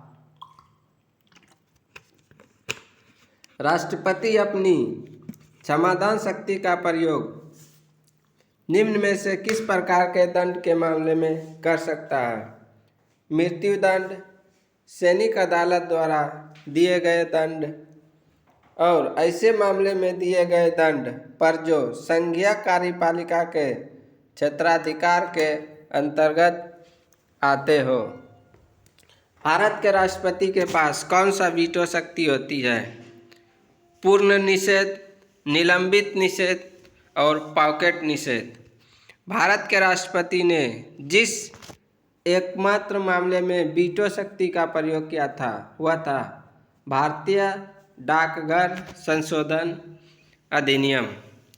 राष्ट्रपति को लोकसभा में किन 2 सदस्यों को मनोनीत करने का अधिकार है? Anglo Indian. राष्ट्रपति और उपराष्ट्रपति की अनुपस्थिति में कौन कार्यभार ग्रहण करेगा? सर्वोच्च न्यायालय का मुख्य न्यायाधीश। लोकसभा द्वारा पारित विधेयक यदि राष्ट्रपति लोकसभा को पुनर्विचार के लिए लौटाता है तो लोकसभा उसे पूर्ववत पास करके राष्ट्रपति के पास भेज सकती है, तो राष्ट्रपति विधेयक को अनुमति देगा। अध्यादेश जारी करने का अधिकार राष्ट्रपति का कौन सा अधिकार है? विधायी अधिकार। निम्नलिखित में से किसकी नियुक्ति राष्ट्रपति द्वारा की जाती है? वित्त आयोग के अध्यक्ष। निम्नलिखित में से कौन सा राष्ट्रपति के निर्वाचन का भाग है परंतु उसके महाभियोग अधिकरण का भाग नहीं है? राज्यों की विधानसभाएं। राष्ट्रपति के उम्मीदवार के लिए क्या आवश्यक नहीं है? पढ़ा लिखा हो। राष्ट्रपति के निर्वाचन में राज्य का मुख्यमंत्री मतदान के लिए पात्र नहीं होता है यदि वह राज्य विधानमंडल में उच्च सदन का सदस्य हो। भारत के राष्ट्रपति के पद से संबंधित निम्नलिखित में से कौन सा कथन सही है? राष्ट्रपति अध्यादेश प्रख्यापित तब भी कर सकता है जब संसद सत्र में हो। राष्ट्रपति को आंग्ल भारतीय समुदाय से 2 सदस्य लोकसभा में नाम निर्देशित करने की शक्ति है। भारत एक गणतंत्र है, इसका अर्थ है भारत में वंशानुगत शासन नहीं है। भारत में राष्ट्रपति चुना जाता है निर्वाचित सदस्यों एवं विधानसभा सदस्यों द्वारा। भारत के राष्ट्रपति के चुनाव के लिए चुनाव मंडल के सदस्य होते हैं। लोकसभा में चुने गए सदस्य, राज्यसभा में चुने गए सदस्य और राज्य विधानसभा के चुने गए सदस्य। राष्ट्रपति के चुनाव में विवाद होने पर किसकी सलाह ली जाती है? सर्वोच्च न्यायालय की। भारत के राष्ट्रपति का प्रति माह वेतन है 5 लाख रुपया। नामांकन के समय राष्ट्रपति पद के उम्मीदवार को जमानत के तौर पर कितना रुपया जमा करना पड़ता है? 15,000। राष्ट्रपति को पेंशन के रूप में आजीवन कितना रुपया प्रति वर्ष मिलता है? 2.5 लाख। भारत का राष्ट्रपति किसका एक अभिन्न अंग है? संसद का। एक विधेयक जो संसद में प्रस्तुत किया जाता है कौन सी क्रिया के बाद अधिनियम बन जाता है? जब राष्ट्रपति अपनी सहमति देता है। जब राष्ट्रपति एवं उपराष्ट्रपति का पद खाली हो तो भारत के राष्ट्रपति के पद पर कौन होता है? भारत का मुख्य न्यायाधीश। भारत के निम्नलिखित राष्ट्रपतियों में से कौन एक कुछ समय के लिए गुटनिरपेक्ष आंदोलन के महासचिव भी थे? ज्ञानी जेल सिंह। 2 अवधि के लिए भारत के राष्ट्रपति कौन थे? डॉक्टर राजेंद्र प्रसाद। भारत के राष्ट्रपति के निर्वाचन से संबंधित निम्नलिखित कथनों में से कौन सा सही है? 35 वर्ष की आयु से ऊपर का कोई व्यक्ति भारत के राष्ट्रपति के रूप में निर्वाचन के पात्र है। भारत का राष्ट्रपति एक से अधिक अवधि के लिए पुनर्निर्वाचन का पात्र है। कोई व्यक्ति यदि लाभ का पद धारण करता है तो वह भारत के राष्ट्रपति के लिए निर्वाचन का पात्र नहीं है। लाभ के पद का निर्णय कौन करता है? संघीय संसद। निम्नलिखित में से किसी भौगोलिक क्षेत्र को अनुसूचित क्षेत्र घोषित करने का संवैधानिक अधिकार किसको है? राष्ट्रपति को। भारत का राष्ट्रपति चुना जाता है संसद के दोनों सदनों के निर्वाचित सदस्य तथा राज्य विधानसभाओं के निर्वाचित सदस्यों द्वारा। भारतीय गणतंत्र का वह कौन सा राष्ट्रपति था जो सदा भारतीय धर्मनिरपेक्षता को सर्वधर्म समभाव कहता रहा? Doctor S Radhakrishnan. भारत सरकार का संवैधानिक अध्यक्ष कौन है? राष्ट्रपति। भारत के पहले राष्ट्रपति के रूप में डॉक्टर राजेंद्र प्रसाद का चुनाव किया गया था संविधान सभा द्वारा। यदि भारतीय उपराष्ट्रपति अपना पद त्याग करने का निर्णय लेते हैं तो वे अपना त्यागपत्र किसे संबोधित कर लिखेंगे? राष्ट्रपति को। भारत का प्रथम राष्ट्रपति कौन थे? डॉक्टर राजेंद्र प्रसाद। भारत के राष्ट्रपति निर्वाचित होने की न्यूनतम आयु सीमा क्या है? 35 वर्ष। भारत का राष्ट्रपति आनुपातिक प्रतिनिधित्व पद्धति के अनुसार एकल संक्रमणीय मत द्वारा निर्वाचित होता है। इसका निहितार्थ है कि निर्वाचित सदस्यों एवं राज्य के विधानसभा सदस्यों के मतों की संख्या भिन्न भिन्न होती है। भारत के राष्ट्रपति पर महाभियोग लगाने का अधिकार है संसद के दोनों सदनों को। भारत में राष्ट्रपति राज्यसभा के कितने सदस्यों को मनोनीत कर सकता है? 12। संविधान के अनुसार निम्नांकित में से क्या शब्दशः भारत के राष्ट्रपति की शक्ति नहीं है? संसद के दोनों सदनों को संदेश भेजना। राष्ट्रपति के निर्वाचन में भाग लेते हैं संसद के दोनों सदनों के निर्वाचित सदस्य तथा राज्यों और केंद्रशासित प्रदेशों के विधानसभाओं के निर्वाचित सदस्य। राष्ट्रपति लोकसभा का भी गठन कर सकते हैं प्रधानमंत्री की सलाह पर।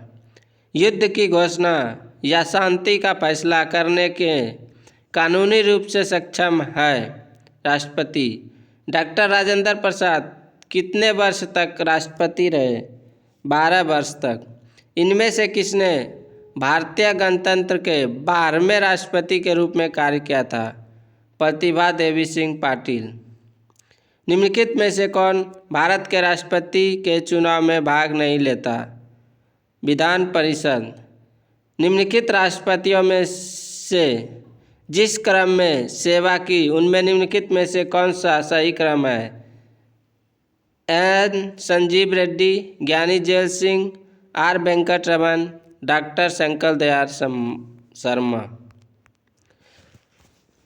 नेक्स्ट चैप्टर है 16 नंबर, उपराष्ट्रपति, वाइस प्रेसिडेंट। भारत के उपराष्ट्रपति की स्थिति की तुलना किस देश के उपराष्ट्रपति से की जा सकती है? संयुक्त राज्य अमेरिका। भारत में उपराष्ट्रपति का पद संविधान में प्रारंभ से ही है। उपराष्ट्रपति पद की अर्हता के संबंध में क्या सही नहीं है? राज्यसभा का सदस्य हो। उपराष्ट्रपति संसद सदस्य नहीं होता है। उपराष्ट्रपति के संबंध में निम्न में से कौन सा कथन सही है? वह राज्यसभा का प्रधान अध्यक्ष होता है। राज्यसभा की बैठकों का सभापतित्व कौन करता है? उपराष्ट्रपति। उपराष्ट्रपति का चुनाव करने वाली निर्वाचन संस्था के सदस्य कौन होते हैं? संसद के दोनों सदनों के सदस्य। उपराष्ट्रपति पद के निर्वाचन हेतु उम्मीदवार की अधिकतम आयु कितनी होती है? कोई सीमा नहीं। उपराष्ट्रपति का निर्वाचन कैसे होता है? अप्रत्यक्ष रूप से। उपराष्ट्रपति पद के निर्वाचन हेतु कौन सी पद्धति अपनाई जाती है? समानुपातिक प्रतिनिधित्व एवं एकल संक्रमणीय पद्धति। उपराष्ट्रपति पद के उम्मीदवार के नामांकन को निर्वाचक मंडल के कम से कम कितने सदस्यों के द्वारा प्रस्तावित करना आवश्यक है? 20 सदस्य। उपराष्ट्रपति पद के उम्मीदवार के नामांकन की निर्वाचक मंडल के कम से कम कितने सदस्यों का अनुमोदन प्राप्त होना आवश्यक है? 20 सदस्य। नामांकन के समय उपराष्ट्रपति पद के उम्मीदवार को जमानत के तौर पर कितना रुपया जमा करना पड़ता है? 15,000 रुपया। संविधान में उपराष्ट्रपति के पुनर्निर्वाचन के संबंध में क्या प्रावधान है? कुछ भी नहीं। भारत के उपराष्ट्रपति के निर्वाचन से संबंधित विवाद को कौन तय करता है? सर्वोच्च न्यायालय। उपराष्ट्रपति के चुनाव में कौन कौन मतदान करता है? लोकसभा एवं राज्यसभा के सदस्य। भारत के उपराष्ट्रपति का निर्वाचन होता है संसद के दोनों सदनों द्वारा। राष्ट्रपति को कौन चुनता है? संसद के सदस्यों द्वारा बनाया गया निर्वाचक मंडल। जो सदस्य भारत के उपराष्ट्रपति का चुनाव करते हैं वे होते हैं संसद के सदस्य। मूल संविधान में यह उपबंध था कि उपराष्ट्रपति का निर्वाचन संयुक्त अधिवेशन में समवेत संसद के दोनों सदनों द्वारा होगा। किस संविधान संशोधन अधिनियम द्वारा इस संयुक्त अधिवेशन की प्रक्रिया को समाप्त कर दिया गया? 11वां संविधान संशोधन अधिनियम 1961। उपराष्ट्रपति के कार्यकाल की अवधि कितने वर्ष की होती है? 5 वर्ष। उपराष्ट्रपति को पद की गोपनीयता की शपथ कौन दिलाता है? राष्ट्रपति। उपराष्ट्रपति अपना त्यागपत्र किसे संबोधित करता है? राष्ट्रपति को। उपराष्ट्रपति को राज्यसभा के सभापति के रूप में अन्य भत्तों के अलावा कितना वेतन मिलता है? 2.5 लाख। उपराष्ट्रपति को निम्नलिखित में से किसके समतुल्य वेतन के रूप में मिलता है? लोकसभा अध्यक्ष। भारत के उपराष्ट्रपति को 2.5 लाख प्रति माह वेतन मिलता है। उन्हें निम्न में से किसके समान भत्ता मिलता है? संसद सदस्य। उपराष्ट्रपति को उसके कार्यकाल की समाप्ति के पूर्व पद से हटाने का अधिकार किसको है? संसद को। भारत के उपराष्ट्रपति को पदच्युत करने का प्रस्तावित किया जा सकता है केवल राज्यसभा में। भारत के उस उपराष्ट्रपति को कौन निकाल सकता है? लोकसभा की सहमति से राज्यसभा। उपराष्ट्रपति को कार्यकाल पूरा होने से पूर्व पदच्युत किया जा सकता है राज्यसभा के साधारण बहुमत द्वारा पारित प्रस्ताव जिसकी स्वीकृति लोकसभा करे। उपराष्ट्रपति राष्ट्रपति का कार्यभार संभालता है जबकि राष्ट्रपति अनुपस्थित हो, बीमार हो और अपना कार्य करने में अक्षम हो। जब उपराष्ट्रपति राष्ट्रपति का कार्यभार संभालता है तो उसे राष्ट्रपति पद के सभी विशेषाधिकार और भत्ते प्राप्त होते हैं। जब उपराष्ट्रपति राष्ट्रपति के कार्यों को संभालता है तो उस दौरान राज्यसभा के सभापति पद पर कौन कार्य करता है? उपसभापति। राष्ट्रपति की मृत्यु पर जब उपराष्ट्रपति राष्ट्रपति का पद ग्रहण करता है तो अधिकतम 6 माह तक पद पर आसीन रहता है। राज्यसभा के सभापति के रूप में उपराष्ट्रपति क्या नहीं कर सकता है? राज्यसभा को विघटित कर सकता है। निम्नलिखित में से कौन सा कथन असत्य है? उपराष्ट्रपति के निर्वाचन संबंधी सभी विवादों को निर्वाचन आयोग देखता है। निम्नलिखित कथनों का अध्ययन कर समुचित उत्तर की पहचान कीजिए। भारत का उपराष्ट्रपति नियुक्ति किए जाने के लिए किसी व्यक्ति में राज्यसभा का सदस्य बनने की योग्यता अवश्य होनी चाहिए। उपराष्ट्रपति राज्यसभा का प्रधान अध्यक्ष होता है। भारत के उपराष्ट्रपति के संबंध में कौन सा कथन असत्य है? उपराष्ट्रपति का चुनाव भारत का राष्ट्रपति करता है। उपराष्ट्रपति अपने मत का प्रयोग कब करता है? मतों के बराबर रहने की स्थिति में। कौन राष्ट्रपति के चुनाव में तो मतदान नहीं करते हैं, किंतु उपराष्ट्रपति के चुनाव में मतदान करते हैं? संसद के मनोनीत सदस्य। भारत के उपराष्ट्रपति को पदच्युत करने का संकल्प निम्नलिखित में से कहाँ प्रस्तावित किया जा सकता है? केवल राज्यसभा में। भारत के प्रथम उपराष्ट्रपति थे doctor S Radhakrishnan.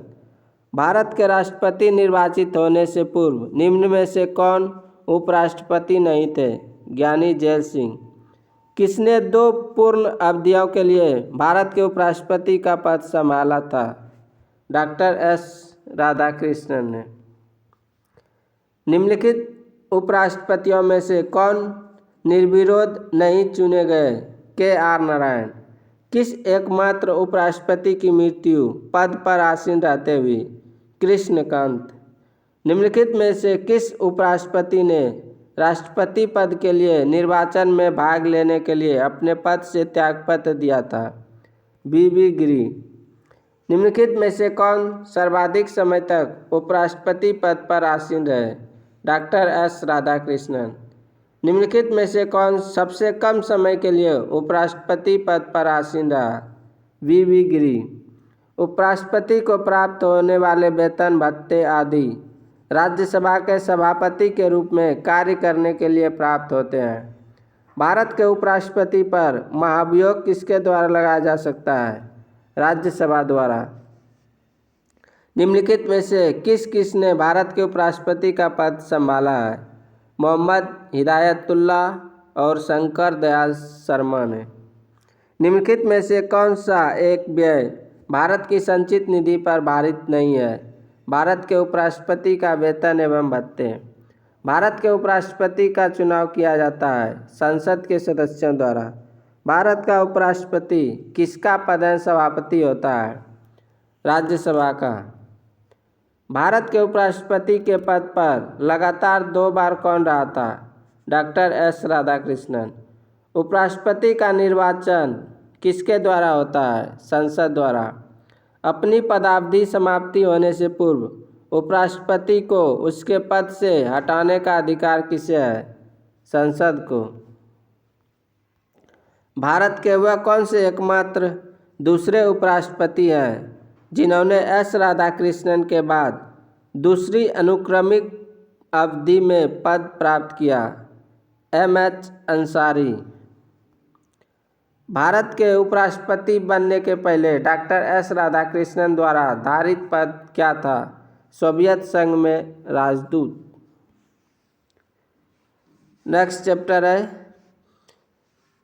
17 number Rajya Sabha. भारतीय संसद के अपर हाउस को किस नाम से जाना जाता है? राज्यसभा।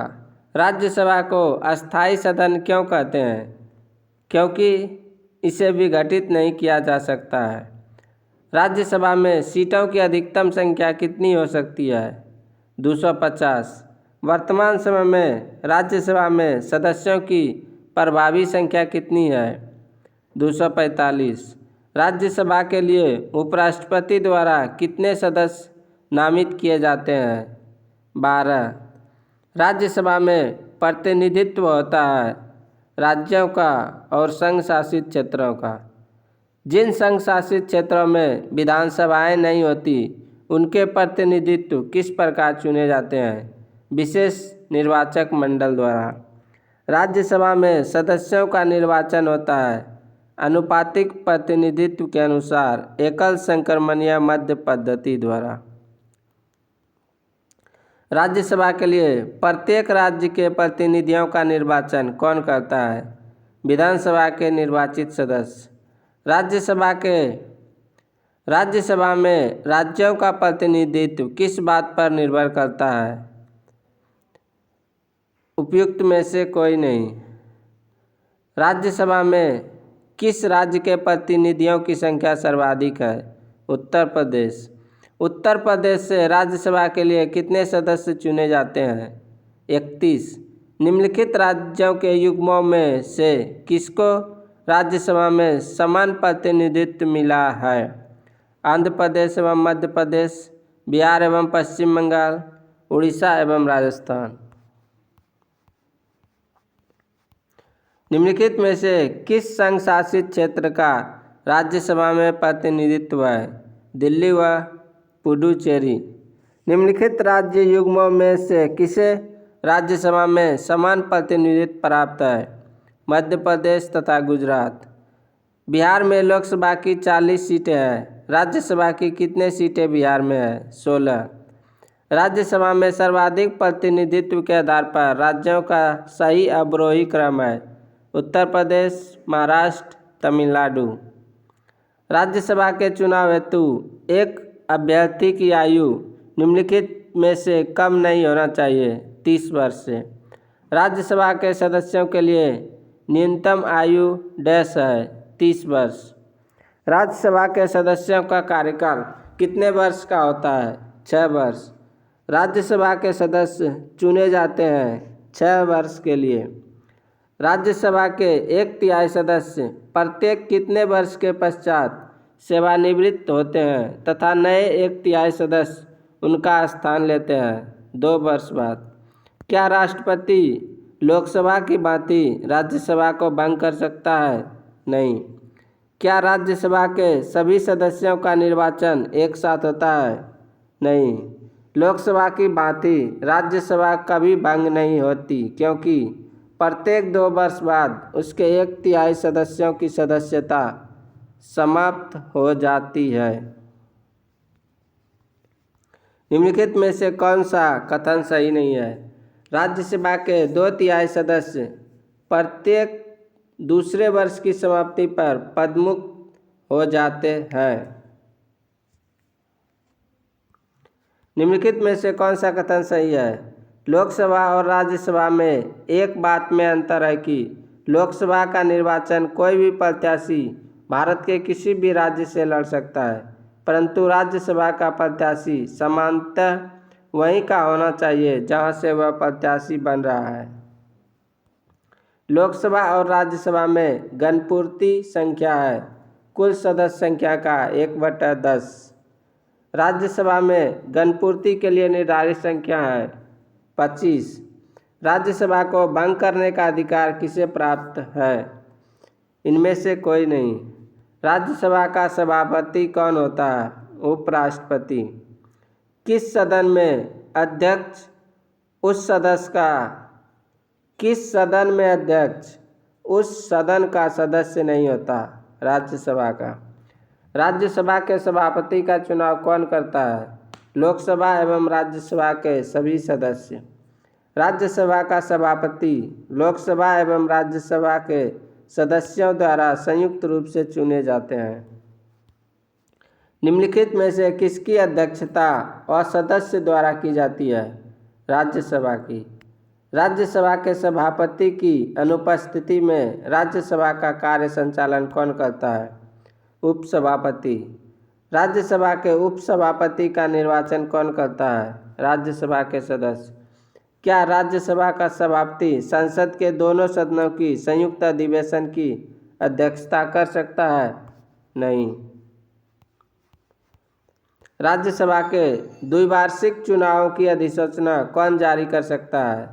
निर्वाचन आयोग। राज्यसभा के सदस्यों का निर्वाचन होता है राज्य के विधानसभा के निर्वाचित सदस्यों द्वारा। स्वतंत्र भारत में राज्यसभा के प्रथम सभापति कौन थे? Doctor S Radhakrishnan. राज्यसभा के संदर्भ में निम्नांकित में से कौन सा कथन सही है? इसके 1/3 सदस्य प्रति 2 वर्ष में अवकाश प्राप्त करते हैं। निम्नांकित में से कौन राज्यसभा की एकांतिक शक्ति के अंतर्गत आता है? अखिल भारतीय सेवाओं का सृजन। निम्नलिखित में से किसके संबंध में राज्यसभा को लोकसभा के अपेक्षाकृत अधिक अधिकार प्राप्त है? नई अखिल भारतीय सेवाओं का गठन करना। राज्यसभा को कौन ऐसे अनन्य अधिकार प्राप्त है जो लोकसभा को नहीं प्राप्त है? राज्य सूची के किसी विषय को राष्ट्रीय महत्व का घोषित करना। अखिल भारतीय सेवा स्थापित करने का अधिकार संघ सरकार को देना। नई अखिल भारतीय सेवाएं स्थापित करने की दृष्टि से विशेष महत्व है राज्यसभा के प्रस्ताव का। संविधान के अनुच्छेद 312 राज्यसभा को निम्नलिखित में से किसका अधिकार प्रदान करता है? एक या अधिक अखिल भारतीय सेवा सृजित करने का। केंद्रीय संसद राष्ट्रीय हित में राज्य सूची के विषयों पर कानून बना सकती है यदि राज्यसभा उपस्थित सदस्यों के 2/3 विशेष बहुमत से एक प्रस्ताव पारित करे। राज्यसभा धन विधेयक पर अपनी सहमति कितने दिनों तक रोक सकता है? 14 दिन तक। लोकसभा द्वारा पारित धन विधेयक राज्यसभा द्वारा भी पारित मान लिया जाता है यदि उच्च सदन उस पर किसी समय सीमा में कार्य संपादन न करे। 14 दिन तक। राज्यसभा द्वारा लोकसभा को धन विधेयक कितने समय में लौटा दिए जाने चाहिए? 14 दिन में। राज्यसभा को भंग करने में कौन सक्षम है? उपयुक्त में से कोई नहीं। निम्नलिखित में से किस परिस्थिति के अंतर्गत राज्यसभा को भंग किया जा सकता है? इनमें से कोई नहीं। राज्यसभा एक अस्थायी सदन होने का कारण इसके 1/3 सदस्य प्रति 2 वर्ष सेवानिवृत्त हो जाते हैं। राज्यसभा के सदस्यों को नामित करने का अधिकार निम्नलिखित में से किसको है? राष्ट्रपति को। राष्ट्रपति द्वारा राज्यसभा के लिए कला, साहित्य, विज्ञान आदि क्षेत्रों से 12 सदस्यों को मनोनीत करने की व्यवस्था भारतीय संविधान के किस अनुच्छेद के अंतर्गत आता है? अनुच्छेद 80। निम्नलिखित में से किसमें राज्यसभा की कोई भूमिका नहीं होती? अध्यक्ष के निर्वाचन में। राज्यसभा भंग नहीं हो सकती। राज्यसभा है एक अस्थायी सदन। धन विधेयक पारित करने के लिए राज्यसभा को कितना समय दिया जाता है? 14 दिन। राज्यसभा समान विधेयक को अधिकतम कितनी अवधि के लिए रोक सकती है? 6 माह तक। सर्वप्रथम किस फिल्म अभिनेता को राज्यसभा का सदस्य मनोनीत किया था? पृथ्वीराज कपूर को। राज्यसभा के लिए नामित प्रथम फिल्म अभिनेत्री कौन थी? नरगिस दत्त। निम्नलिखित में से कौन सा हिंदी साहित्यकार राज्यसभा का सदस्य था? रामधारी सिंह दिनकर। प्रधानमंत्री पद पर नियुक्त होते समय निम्नलिखित में से कौन राज्यसभा का सदस्य था? इंदिरा गांधी, इंदर कुमार गुजराल और मनमोहन सिंह। राज्यसभा की प्रथम महिला महासचिव कौन थी? V.S. रमा देवी। राज्यसभा का सर्वप्रथम गठन कब हुआ? 3 अप्रैल 1952 को। राज्यसभा की प्रथम बैठक कब हुई थी? 13 मई 1952 को। राज्यसभा के पहले समूह की सेवानिवृत्ति कब हुई? 2 अप्रैल 1954 को। राज्यसभा कब भंग की जाती है? राज्यसभा कभी भंग नहीं की जा सकती है। राज्यसभा के बारे में निम्नलिखित में से कौन सा कथन सही है? राज्यसभा का अधिकतम अनुज्ञेय संख्या 250 है। राज्यसभा के 238 सदस्य राज्यों और संघ शासित क्षेत्रों से अप्रत्यक्ष रूप से निर्वाचित होते हैं। हमारे संविधान के अनुसार राज्यसभा का कार्यकाल समाप्त होने का विषय नहीं है। राज्यसभा के सदस्य बनने हेतु अर्हताओं के संदर्भ में निम्नलिखित कथनों पर विचार कीजिए और उनके नीचे दिए गए कूटों से सही उत्तर चुनिए। उम्र कम से कम 30 वर्ष होना चाहिए। जहां से अभ्यर्थी को निर्वाचित किया जाना है उस राज्य की मतदाता सूची में मतदाता के रूप में पंजीकृत होना चाहिए। निम्नलिखित कथनों पर विचार कीजिए। केवल राज्यसभा में यह शक्ति निहित है कि वह यह घोषणा करे कि राज्य सूची में से किसी विषय के संबंध में राष्ट्रीय हित में संसद विधि बना सकती है। लोकसभा द्वारा विचारार्थ भेजे गए वित्त विधेयक को राज्यसभा अधिकतम कितने समय तक रोके रख सकती है? 14 दिन तक। राष्ट्रपति द्वारा राज्यसभा के कितने सदस्य को नामित किया जाता है? 12 सदस्य को। संसद के किसी भी सदन के 2 सत्रों के बीच अधिकतम किससे अधिक नहीं होना चाहिए?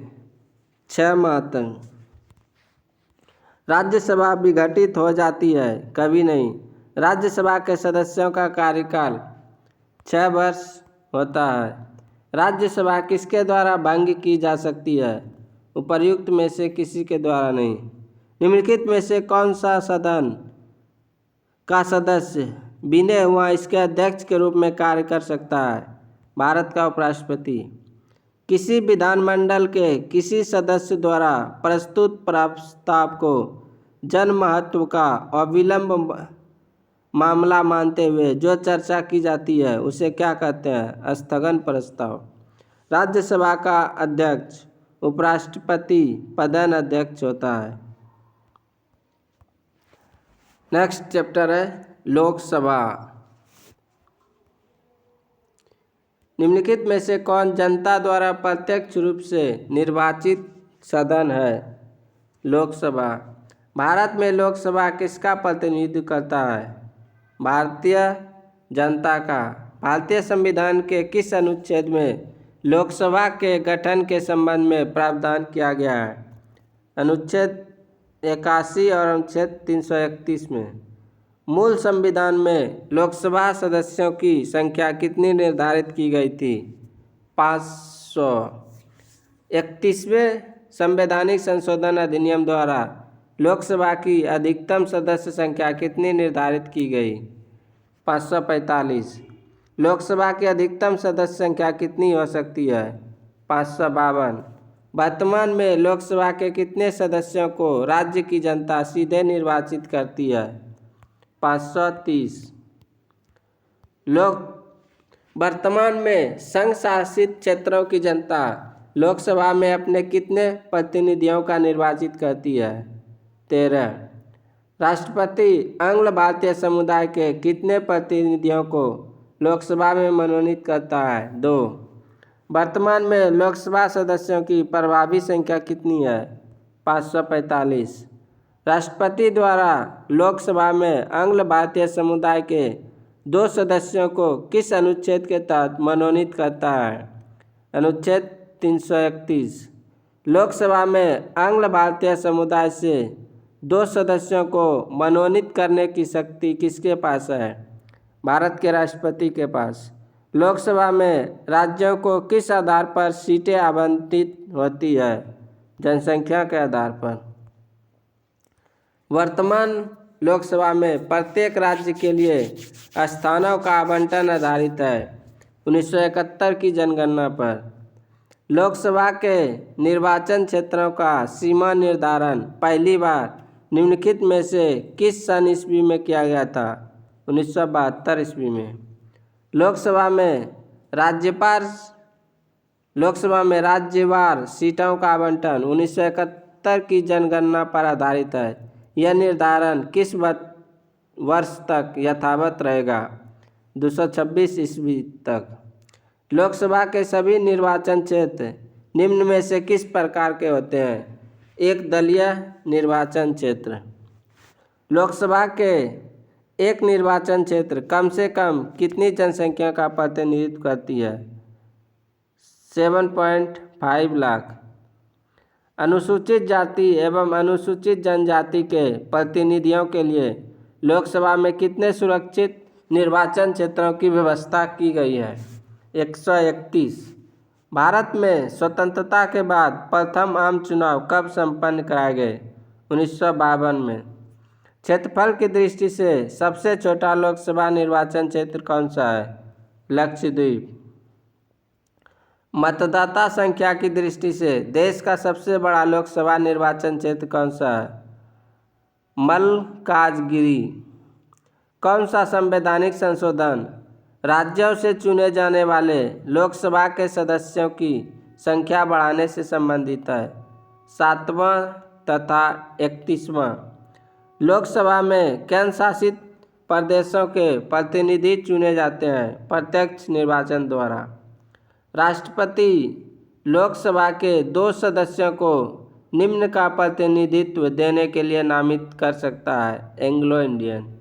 लोकसभा में निम्नलिखित में से किसके लिए स्थान आरक्षित है? अनुसूचित जाति, अनुसूचित जनजाति और आंग्ल भारतीय वर्ग।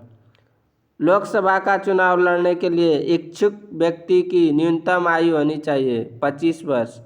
कौन सा राज्य सबसे अधिक प्रतिनिधि लोकसभा में भेजता है? उत्तर प्रदेश। निम्न में से कौन सा सही नहीं है? असम। लोकसभा में स्थान 13। किस राज्य का लोकसभा एवं राज्यसभा में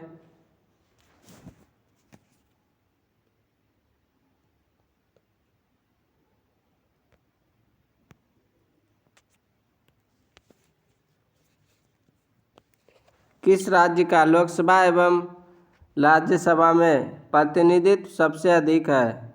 उत्तर प्रदेश। झारखंड क्षेत्र से लोकसभा के सदस्यों की संख्या है 14। निम्नलिखित में से राज्यों के किस युग्म को लोकसभा में समान सीटें प्राप्त हैं? आंध्र प्रदेश तथा राजस्थान। उत्तर प्रदेश के अतिरिक्त लोकसभा में किन 2 राज्यों का प्रतिनिधित्व सबसे अधिक है? महाराष्ट्र और पश्चिम बंगाल। वर्तमान में किस राज्य का लोकसभा में अधिकतम सदस्यों की संख्या के हिसाब से दूसरा स्थान है? महाराष्ट्र। उत्तर प्रदेश के बाद सबसे अधिक संसदीय क्षेत्र किस राज्य में है? महाराष्ट्र में। बिहार में लोकसभा की सीटों की कुल संख्या कितनी है? 40। छत्तीसगढ़ राज्य में लोकसभा के कितने निर्वाचित क्षेत्र हैं? 11। निम्नलिखित 4 राज्यों में से किस राज्य से लोकसभा में सबसे कम सदस्य है? हरियाणा। जहां तक लोकसभा में प्रतिनिधित्व का प्रश्न है, कौन सा राज्य दूसरा और तीसरा दर्जा पर है? महाराष्ट्र तथा पश्चिम बंगाल। लोकसभा में किस संघ शासित क्षेत्र के सर्वाधिक प्रतिनिधित्व निर्वाचित होकर आते हैं? दिल्ली। संघ शासित क्षेत्र दिल्ली कितने प्रतिनिधि निर्वाचित कर लोकसभा में भेजता है? 7।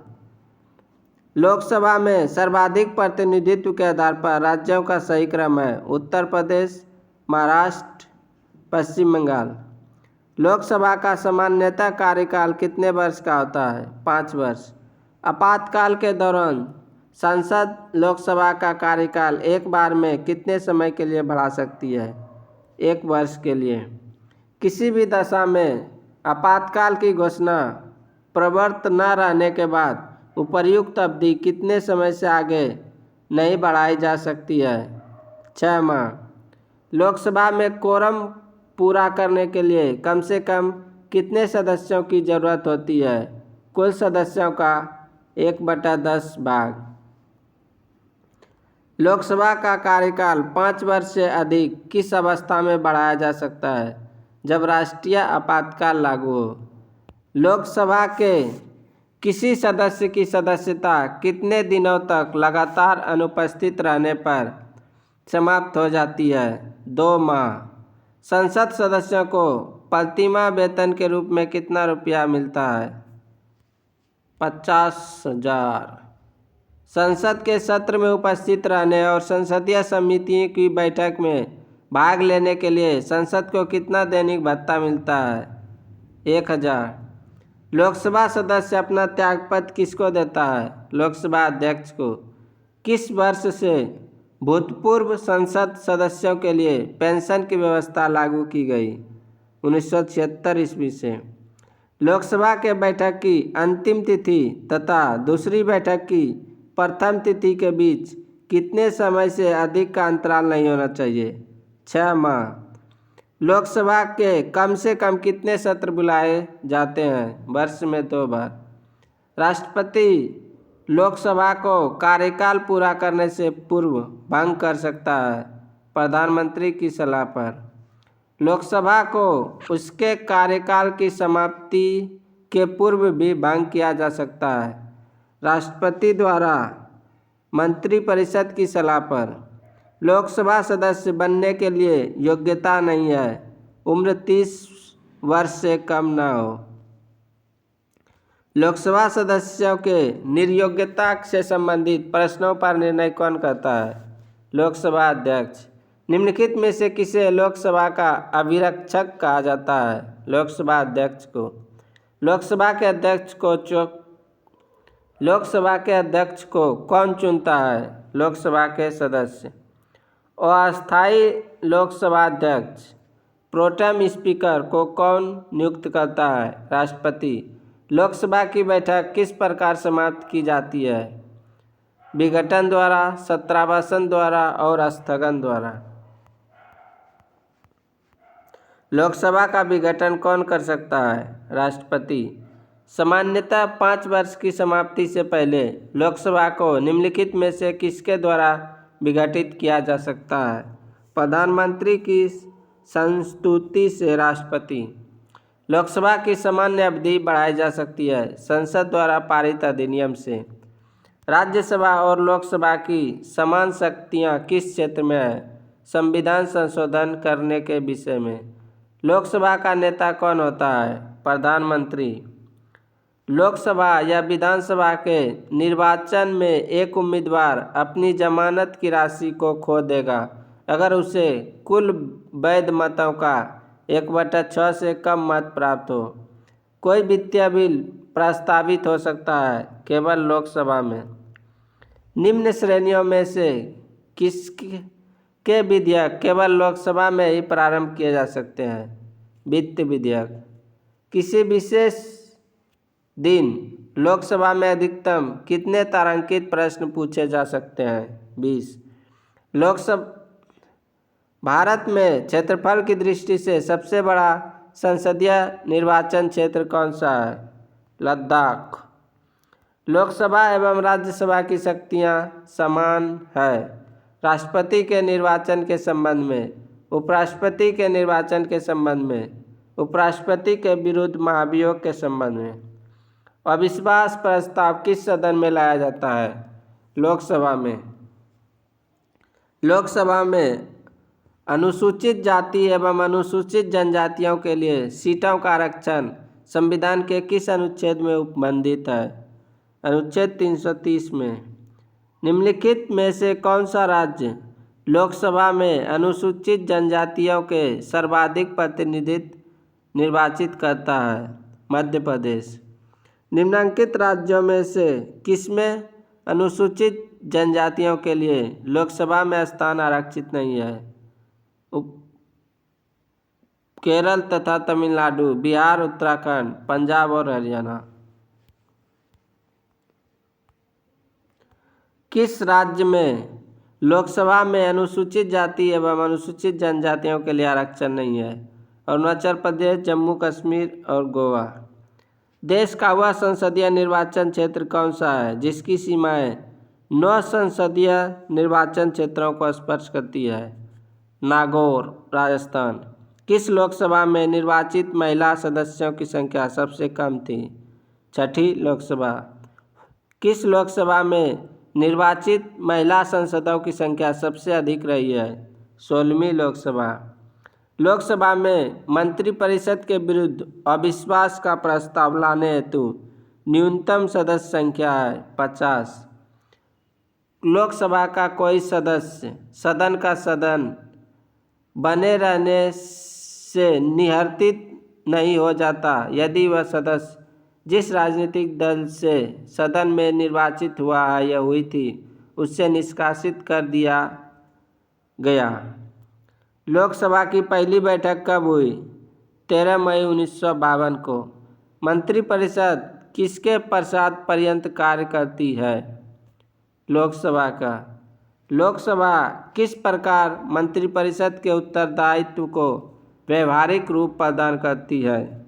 मंत्रिपरिषद के विरुद्ध अविश्वास का प्रस्ताव पारित कर, मंत्रिपरिषद के किसी सदस्य द्वारा प्रस्तुत किसी प्रस्ताव या विधेयक को अस्वीकार कर, मंत्रिपरिषद के किसी मंत्री द्वारा पेश की गई धन विधेयक की मांग को अस्वीकार कर। लोकसभा के सुरक्षित निर्वाचन क्षेत्र निम्न में से किस वर्ग के लिए नहीं है? पिछड़ा वर्ग। लोकसभा में सदस्यों की अधिकतम संख्या होती है 552। निम्नलिखित में से कौन सा एक लोकसभा का सर्वाधिक बड़ा निर्वाचन क्षेत्र है? लद्दाख। लोकसभा में राज्यों को किस आधार पर सीटें आवंटित की गई है? जनसंख्या के आधार पर। भारत के राष्ट्रपति डैश की अनुशंसा पर लोकसभा को भंग कर सकता है? मंत्रिपरिषद की अनुशंसा पर। लोकसभा के चुनावों के लिए पात्र होने के लिए न्यूनतम उम्र क्या है? 25 वर्ष। संसद के दोनों सदनों की संयुक्त बैठक को भेजा गया विधेयक का पारित होना होता है उपस्थित सदस्यों के साधारण बहुमत से। शून्यकाल क्या है? जब सदन में अति महत्वपूर्ण मामलों पर विचार होता है।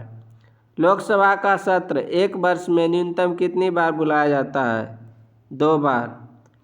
एक दल लोकसभा में विपक्षी दल होने का दावा करता है, इसके पास न्यूनतम कितने सांसद लोकसभा में होने चाहिए? 55। लोकसभा के लिए वर्तमान में निर्वाचित किए गए सदस्यों की अधिकतम संख्या कितनी है? 543। निम्नलिखित राज्यों या संघ शासित क्षेत्र के समूह में से किसकी लोकसभा में केवल एक सीट है? चंडीगढ़, सिक्किम और मिजोरम। भारतीय संविधान के अनुसार धन संबंधी विधेयक सर्वप्रथम लोकसभा में प्रस्तुत किया जाता है। निम्नलिखित लोकसभाओं में से किसने 5 वर्षों से अधिक की अवधि तक कार्य किया? 5वीं लोकसभा। तो ये था इंडियन पॉलिटिक्स, भारतीय राज्य व्यवस्था का संपूर्ण वीडियो, जो कि 2 पार्ट में हमने पूरा कवर कर दिया है। पहला पार्ट इससे पहले यूट्यूब पर डाल दिए थे। आज ये पूरा इंडियन पॉलिटिक्स का लुसेंट बुक का सभी प्रश्न सॉल्व करा दिया गया है। अगर आप लोगों को मेरे वीडियो अच्छा लगे तो कृपया लाइक, कमेंट और शेयर करना ना भूलें। जय हिंद, धन्यवाद।